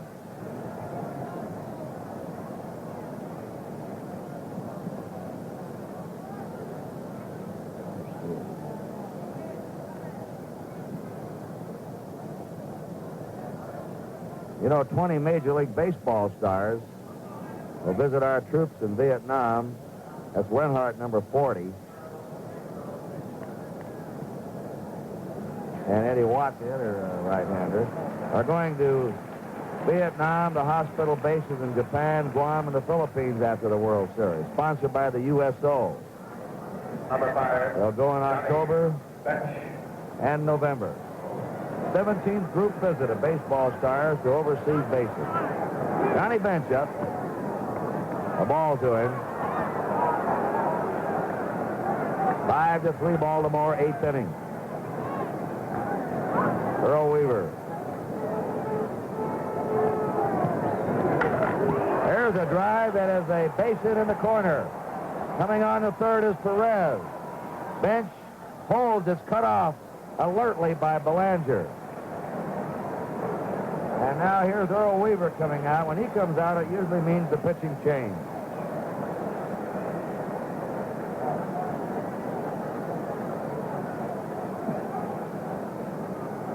The next batter for the Reds will be Lee May. Well, the Orioles have done a good job handling Perez and Bench up until this inning. Perez has been 1 for 13. Bench has been 2 for 14. The hand is for Jim Palmer as he goes out. There's a break in the action here at Memorial Stadium. The score, Baltimore 5 and Cincinnati 3. Gil Hodges, whose team beat the Orioles last year in the World Series, is downstairs with Tony. Gil, last year, of course, you were in the World Championship here in the World Series, and I'm thinking about the Cincinnati Ball Club. Their power hitters have been kind of stymied so far. You were a power hitter. How can that be done so often? Well, Tony, I think the credit has to be given to the Baltimore pitchers. I think they've been pitching them real good, and also I think the Perez and Benches have been swinging a little bad balls now and then. I think maybe they're pressing a little bit. We're talking to Earl Weaver, and he said that he didn't think that Palmer had his good stuff, and I don't think he was throwing very well today, but he does have a good curveball, and that curveball can be rough on those right-handed power hitters. Well, there's no question about it, and especially the type of curveball that Palmer throws. It's off-speed and considerably slower than his good fastball. Gil, you had a great performance in the Eastern Division of the National League this year. You battled down to the finish in spite of the fact that some of your pitchers had bad arms, and we congratulate you for a heck of a season. Thanks a million, Tony. Thank you, Gil Hodges. Back upstairs. 28-year-old Eddie Watt from Iowa led the Orioles in games pitched 4 years in a row. 53 games this year he's worked. Won 7 and lost 7. An earned run average of 3.27. The Reds have runners on first and third, nobody out in the 8th inning. Lee May the batter. There's it goes. Goodbye. The Reds are in the lead.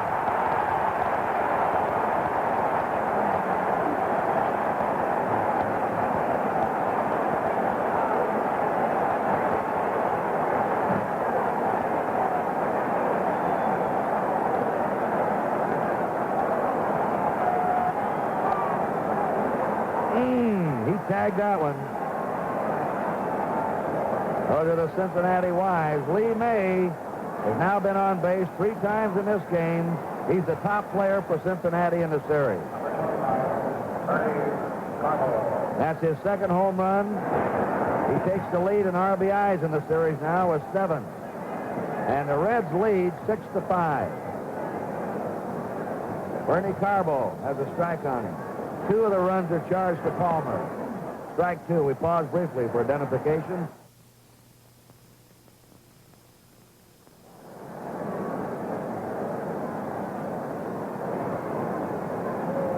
Kurt Gowdy, Chuck Thompson, Tony Kubek back with you in Baltimore. 2-strike pitch. Struck him out on 3 pitches. 1 down. Tommy Helms has struck out, flying out on Watt. Now you start looking ahead to Baltimore. And in the last of the 8th, they have Powell, Robinson, and Brooks Robinson. Their big boys are due up in the 8th also.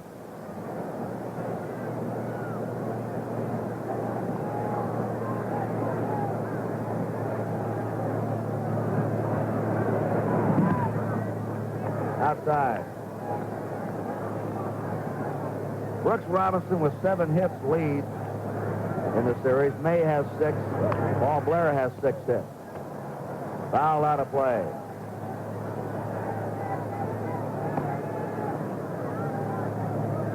Clay Carroll will be the man now to try and keep Cincinnati alive. He's done a brilliant relief job so far, and he'll try and hold this lead.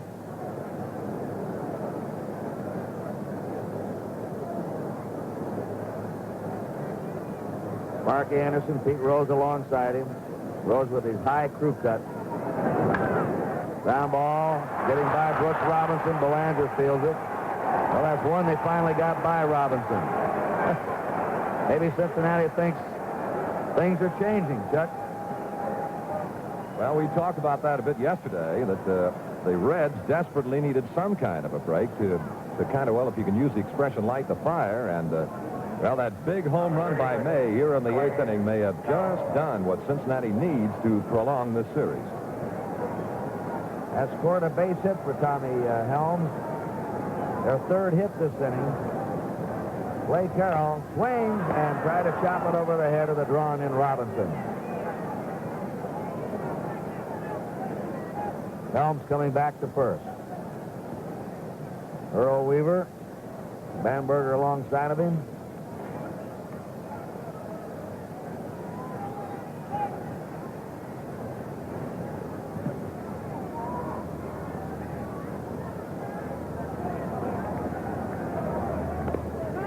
Foul ball on the bunt. Let's see if he tries to bunt on the 3rd strike.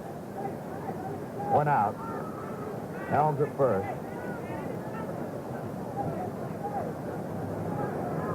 Darrell Cheney on deck.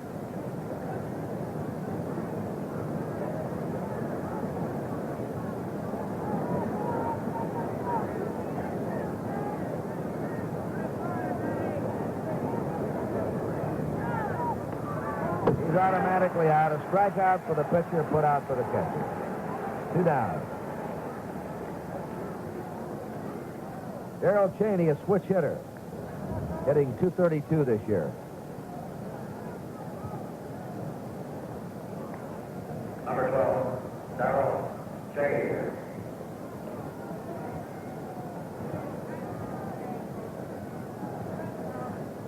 Two away. Helms at first. 3 runs in for the Reds in the 8th inning. They lead now 6-5. Fouled away.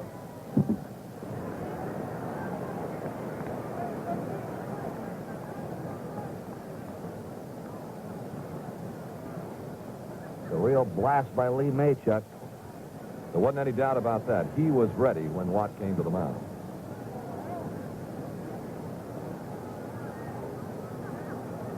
One strike count.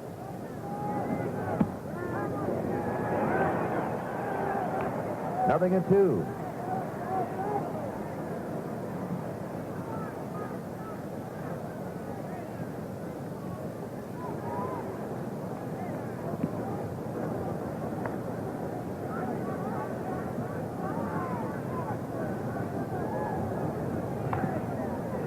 Foul sails into the seat. Well, there were Secret Service men around here today, outside, inside the park, and very strong rumors. Grabowski and Rickard in the bullpen for the Orioles that President Nixon would be here, but he has not shown. He's missed a good ball game.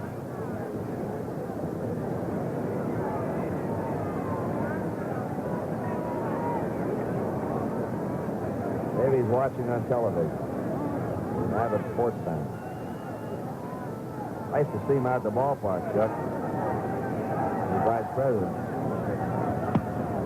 1-2, and I was working with the Red Sox. I think you were with the Senators then. 2,000 or 3,000 people out there tonight. He'd be out there night after night. Always has been. As a matter of fact, showed up after a press conference last year to see the 8th and 9th inning of the Baltimore-Washington game. Foul tip for strike 3. But the Reds go ahead in the 8th inning with 3 runs, 3 hits. There were no errors. 1 man left. At the end of 7 1/2, Cincinnati 6, Baltimore 5. Move foul, Frank Robinson and Brooks Robinson. Foul, as you can see, led the Orioles in homers this year. The Reds have stopped him now. He's not had a hit at his last 6 official trips to the plate. Clay Carroll has pitched an inning and 2/3 of relief, no hits and no runs. Ball 1 to Powell. The shift is on for Powell. Carroll has struck out 3 of the 5 batters he's faced. Powell back out of play. 1-1. The Cincinnati bullpen is quiet. It's up to Clay Carroll to keep the Reds alive. If the Reds hold the lead, we'll have Game 5 tomorrow, starting at 12:30 Eastern Daylight Time.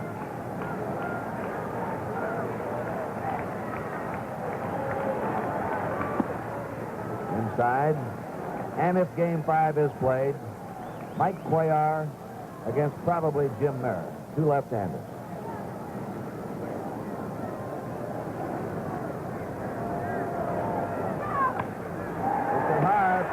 Great stop. The throw wide, taken down. Beautiful play by Tony Perez at third. And at the other end, Lee May again coming through for the Reds. Well, let's take a look again on the replay of this magnificent play from the fired-up Tony Perez. Not only a good stop, but he got the throw away in time and going away from his target. And now watch what Lee May does with it, taking no chances off the bag to make the tag of Powell. And he may have gotten jammed just a little bit in the collision with Powell, but a dandy play by the Reds. Kurt? Frank Robinson hits the ball to shortstop Cheney. He's out, 2 down. Brooks Robinson, 3 for 3, a homer, 2 singles, 2 RBIs. He has scored 2 runs. In the playoffs, 3 games against Minnesota and the World Series, he's hitting .519, 14 hits and 27 times up. He's had 5 hits in his last 7 times up a strike. Look at Perez at third on the line. He doesn't want that extra base hit down the line. Give him the single to the left. Foul ball. Now Tony Perez, a great fellow, has really been praising Brooks Robinson. Best he ever saw, he said. And then Perez has just come up with a big play himself. Without that play, that would have been a double. The tying run on second. 1 ball, 2 strikes. 2 down, nobody on. Cincinnati leading 6-5, last of the 8th inning.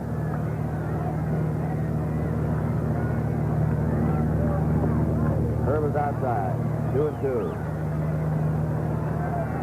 Brooks Robinson. Some of his fans wanted me to remind you people that he was an all-state basketball player 2 years in a row at Little Rock, Arkansas, where he was reared. 3-2 to Brooks Robinson.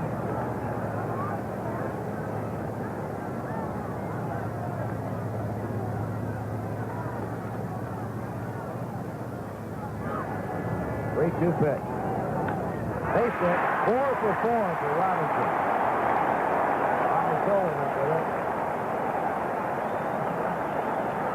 The tying run is now on. And the batter is Ellie Hendricks. He's grounded out. Single to right. Single to right.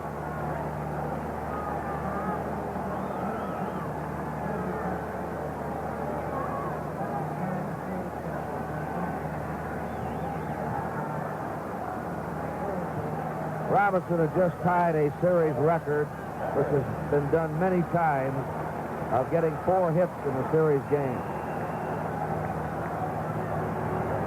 Hendricks up, 2 down. Brooks Robinson at first. Cincinnati ahead by 1 run. A ball. Now we're getting some action, Chuck, out in that Cincinnati bullpen. I thought I caught a glimpse of Jim Merritt. I'm not sure. We'll check again. That's Granger. Wayne Granger.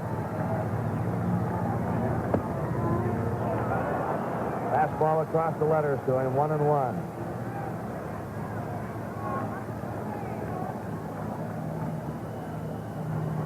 Robinson's had 8 hits in 4 games in this series.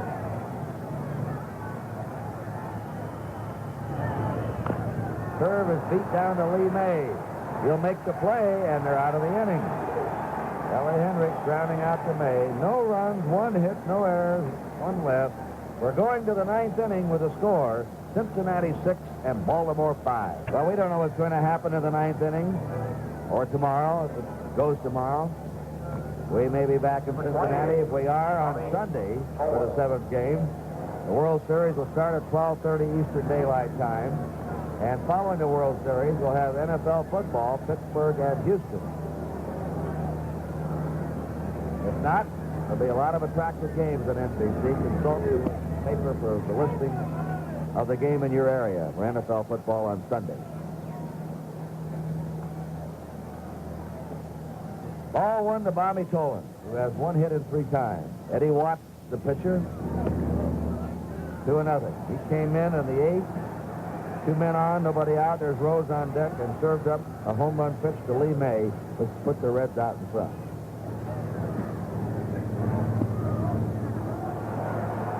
Ball 3.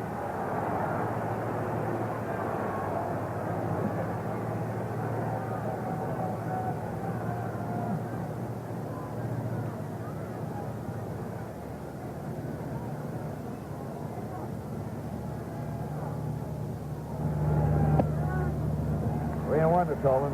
We just saw Mo Grabowski in the Orioles bullpen.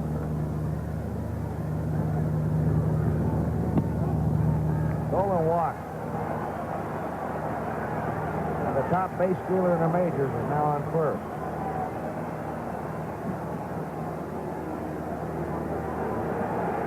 Here's Earl Weaver coming out. Bring him on, he says.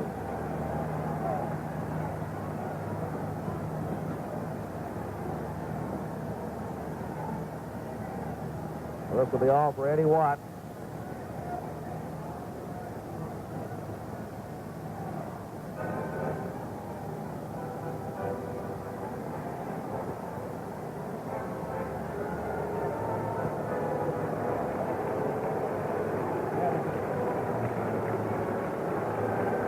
And there's a break in the action here at Baltimore. The score, Cincinnati 6, Baltimore 5. While Mo Grabowski warms up, let's go down to Tony. Well, a little while ago, we talked to Gil Hodges, manager of the year last year in the National League. Standing next to me, Danny Merton. Danny, you've got a good shot at this year, along with Sparky Anderson. Well, it looks like that, Tony. I saw one of the polls that was taken. The managers have already picked their choice, and it was you. You must be pretty happy. Well, anytime you're picked by the men you work with, naturally it makes it a double honor. Danny Merton, you had a real battle with the Cincinnati Ball Club in the National League Championship Series. They're a good ball club, and you think this little psychological lift from the bat of May is going to make a difference? It seemed like at the last inning they had a little more ginger out there, and we all know in our league that our club, the National League Cincinnati Ball Club, hasn't been getting any baseball breaks.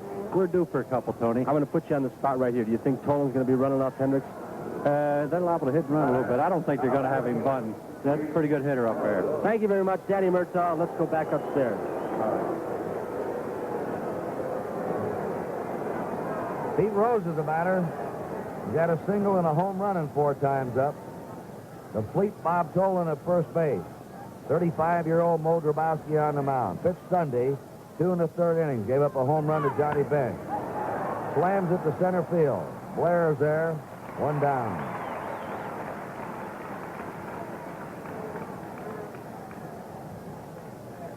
Tony Perez. Number 24, Tony Perez. So far has had a tough series at the plate. He's 1 out of 13. He walked in the 8th. Came in to score on Lee May's 3-run homer. And put the Reds ahead 6-5. Reds holding that 1-run lead in the top of the 9th. There goes the runner. Here's the throw. And he is out. Dave Johnson took the pen.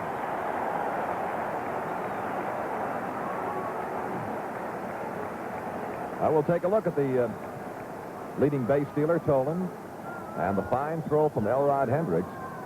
The Johnson tag, and the second out. The pitch was a ball to Perez. 2 down, nobody on now for the Reds.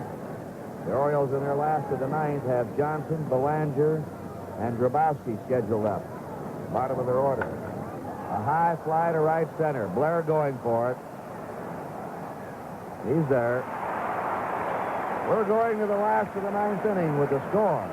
Cincinnati 6 and Baltimore 5. Get the facts about drug abuse. If your child is school age, you better start doing your drug homework. You'll find a simplified cram course on drug abuse in a book titled Answers to the Most Frequently Asked Questions About Drug Abuse. Write to the National Clearinghouse for Drug Abuse Information, Box 1080, Washington, D.C., 20013. Dave Johnson. Grounded the pitcher, flied out, struck out. On deck is Terry Crowley. Ball 1. Johnson hits a high fly down the left field line. Going for it is Cheney. He's got it, the shortstop, and foul ground. 1 away in the last of the ninth inning. Terry Crowley, Your attention, please. a young left-hander. For Belanger, number 37, Terry Crowley. Appearing in his first World Series. Crowley, Rettman, some of the talented kids, Grits, that the Orioles have in their dugout that can't play because the Orioles just have too many good players on the field. The Orioles have a great young outfielder named Don Baylor in the minors, Rochester. Ball 1, they say, is a real comer. Crowley hit 260. He's dangerous. Foul away, 1-1. Cincinnati ahead 6-5, last of the ninth inning. Clay Carroll has now pitched 3 scoreless innings of relief. Pulled him on a curve. Strike 2. Carroll started the ninth inning of this game with 7 1/3 innings behind him in this World Series of shutout ball. He's been by far Cincinnati's best reliever. Curve is hit down to Lee May. It's a fair ball. 2 down. And the Reds now are 1 out away of moving this series along to tomorrow. Now another pinch hitter coming up. Merv Rettman. There's a kid that's on the bench and led the Orioles in hitting. Sparky Anderson. Been frustrated for 3 days. Now he gets his infield set. He just moved Bobby Tolan over in the right center. Merv Rettman, playing part-time, hit 18 homers, 58 RBIs. He could play regular with most teams. 2 down, nobody on. 6-5 Cincinnati. The curve misses, ball 1. Once again, Tony Perez right on that third baseline, guarding against an extra base hit. Put the tying run on second. Fastball for a strike. 1-1.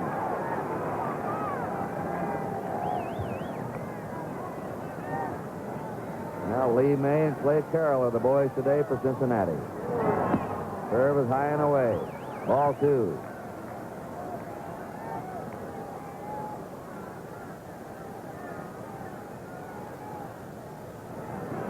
The 2-1 pitch.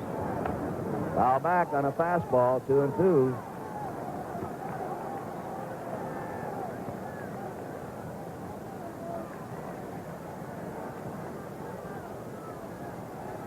Sparky Anderson waiting for Carroll's next pitch.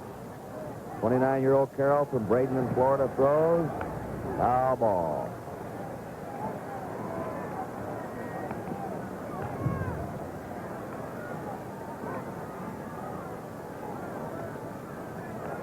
If the Reds hold this lead, get this last out, it'll not only move the series to tomorrow. That fooled him when he just laid the bat out, as you saw, but it would snap a magnificent winning streak. The Orioles have won 17 games in a row through the regular season, the playoffs, and the World Series. They won 10 in a row here in their own ballpark. The 2-2 pitch. 3-2 we go to Merv Retman. On deck is Don Buford.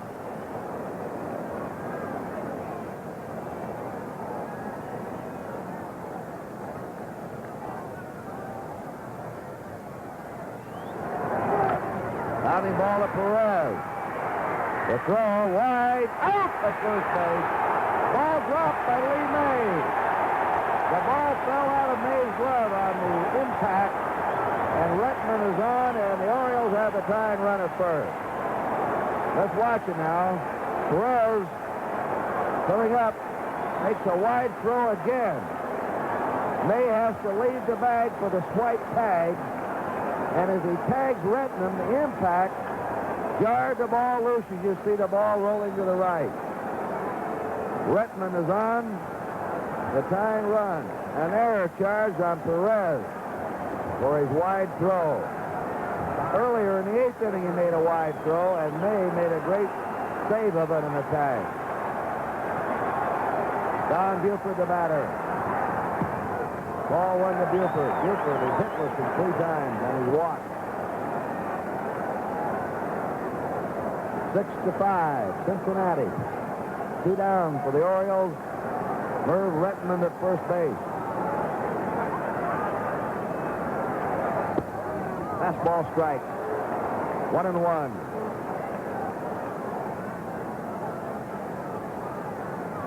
Blair on deck. That was the 3rd error today by the Reds.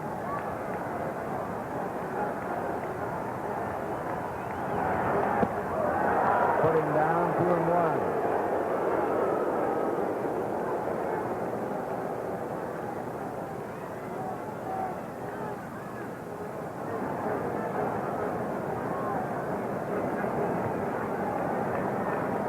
Retman at first, 2 down. Last of the 9th, 2-1 to Don Buford.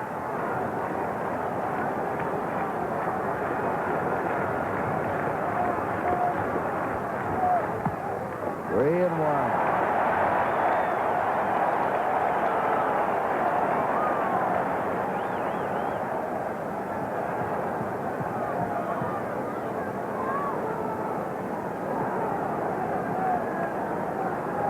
A nervous Sparky Anderson right now. 3-2. 2 down. Retman will be going on the pitch. An extra base hit might score him.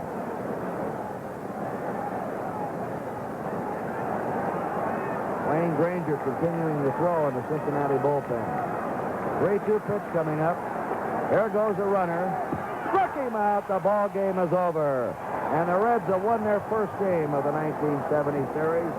A tremendous relief job by Clay Carroll, who worked 3 2/3 innings, a 1-hit shutout ball. And he has now pitched 8 1/3 innings in this World Series and has not given up a run. The bullpen has failed Cincinnati on other occasions, but Carroll has not let them down. And the big blow is Lee May's 3-run homer in the top of the 8th inning. The final score, the Reds 6 runs, 8 hits, and 3 errors. Baltimore 5 runs, 8 hits, and no errors. Tony Kubek. Thank you. With me, the hitting and fielding star of the Cincinnati Reds in their first World Series victory this year, Lee May. And Lee, what do you want to talk about, your home run or your fielding plays? Well, I tell you, I have to talk about the home run because it put us ahead, and boy, my feeling, I don't understand it myself. That's a pretty good time to get a home run. It was a great lift for your team, and talk to some of the wives up in the stands of your Cincinnati players, and they feel you're going back to Cincinnati. That's right. We've told them all the time that we're going back, and we're not out of it yet, and we're pretty confident, and the guys are starting hitting the ball better now, and we're getting a break. The balls are falling in for a change. I saw a ball go by Brooks Robinson, so that's a big break for us. That's got to be. Sure, so I think now we're going to go all the way. Well, you know, Brooks has been kind of a hitting star of the series so far until today. You've been having a pretty good series yourself. Brooks had 4 today with a home run, but you've been having a great series, Lee. Well, thank you, Tom. I'm just going up there and looking for a pitch and having a good rip at it, and the ball just seemed to fall in for me. All right, what about your pitcher for tomorrow? Well, I tell you, we don't know exactly who we're going to go with right now, and I don't know either. And, guys got throw elbows and so on, but I'm sure we're going to come up with somebody that's going to go out there and give all they got. Maybe you can tell us this, for some of the fans around the country. How is Jim Merritt's arm? He was your big man all year long. I know he threw in the playoffs and the championship series, and he tried to throw before the World Series, but his arm apparently flared back up and got some swelling. That's right. He has a little puffiness in his elbow now. He tried to throw the other day, and he came back in, and it swelled up again on him. So I don't know whether he'll come back and pitch in this series or not. Lee, Cuellar tomorrow, you got him out early in the ball game in Cincinnati, but they went on to win. What about Cuellar? Well, I tell you, we've been hitting left-handers good all year, and if Cuellar pitched the way he pitched the other day, I'm sure we'll get to him early again. Let's get back to your home run. What kind of pitch was it? What were you looking for? It turned out just right, I know, for you. Well, as he was warming up, I came back to the dugout and asked if anybody knew him because I'd never faced him before. And they said it was a sinker slider pitcher. So I was looking for something out of the plate with the ball that I wanted to hit out of the ballpark, and I wanted to have a good cut at it. So he happened to get a sinker. Lee, we're going to show that home run to our viewers at home and to you, and I'm going to let you comment all about it right now. Well, now he's going to a stretch. I'm looking for a pitch out of the plate, and he gave it to me, and I had a good rip and hit the ball right on the nose, and it carried pretty deep, as you can see. Had you ever seen Eddie Watt before? No, I've never faced him before. He's got a pretty good fastball, and you hit his best pitch. Well, I was looking for anything, like I say, from the middle of the plate in because I wanted to hit the ball hard. Lee May, thank you so much. Let's go back to Cincinnati. Thank you, Tony. Let's go back upstairs, too. Well, before the game, we said that the law of averages still had to be in the favor of Cincinnati. 17 games in a row, the Baltimore streak had to come to an end at some time, and it did today. The winning pitcher today was Clay Carroll, along with Lee May, the hero for Cincinnati. The loser was Eddie Watt, who came in and served up that run pitch to May. Jim Palmer was the starter. Brooks Robinson was a batting star for the Orioles, 4 for 4, and May, of course, for the Reds. So we'll see you tomorrow for Game 5 of the World. Prepared to enter the atmosphere.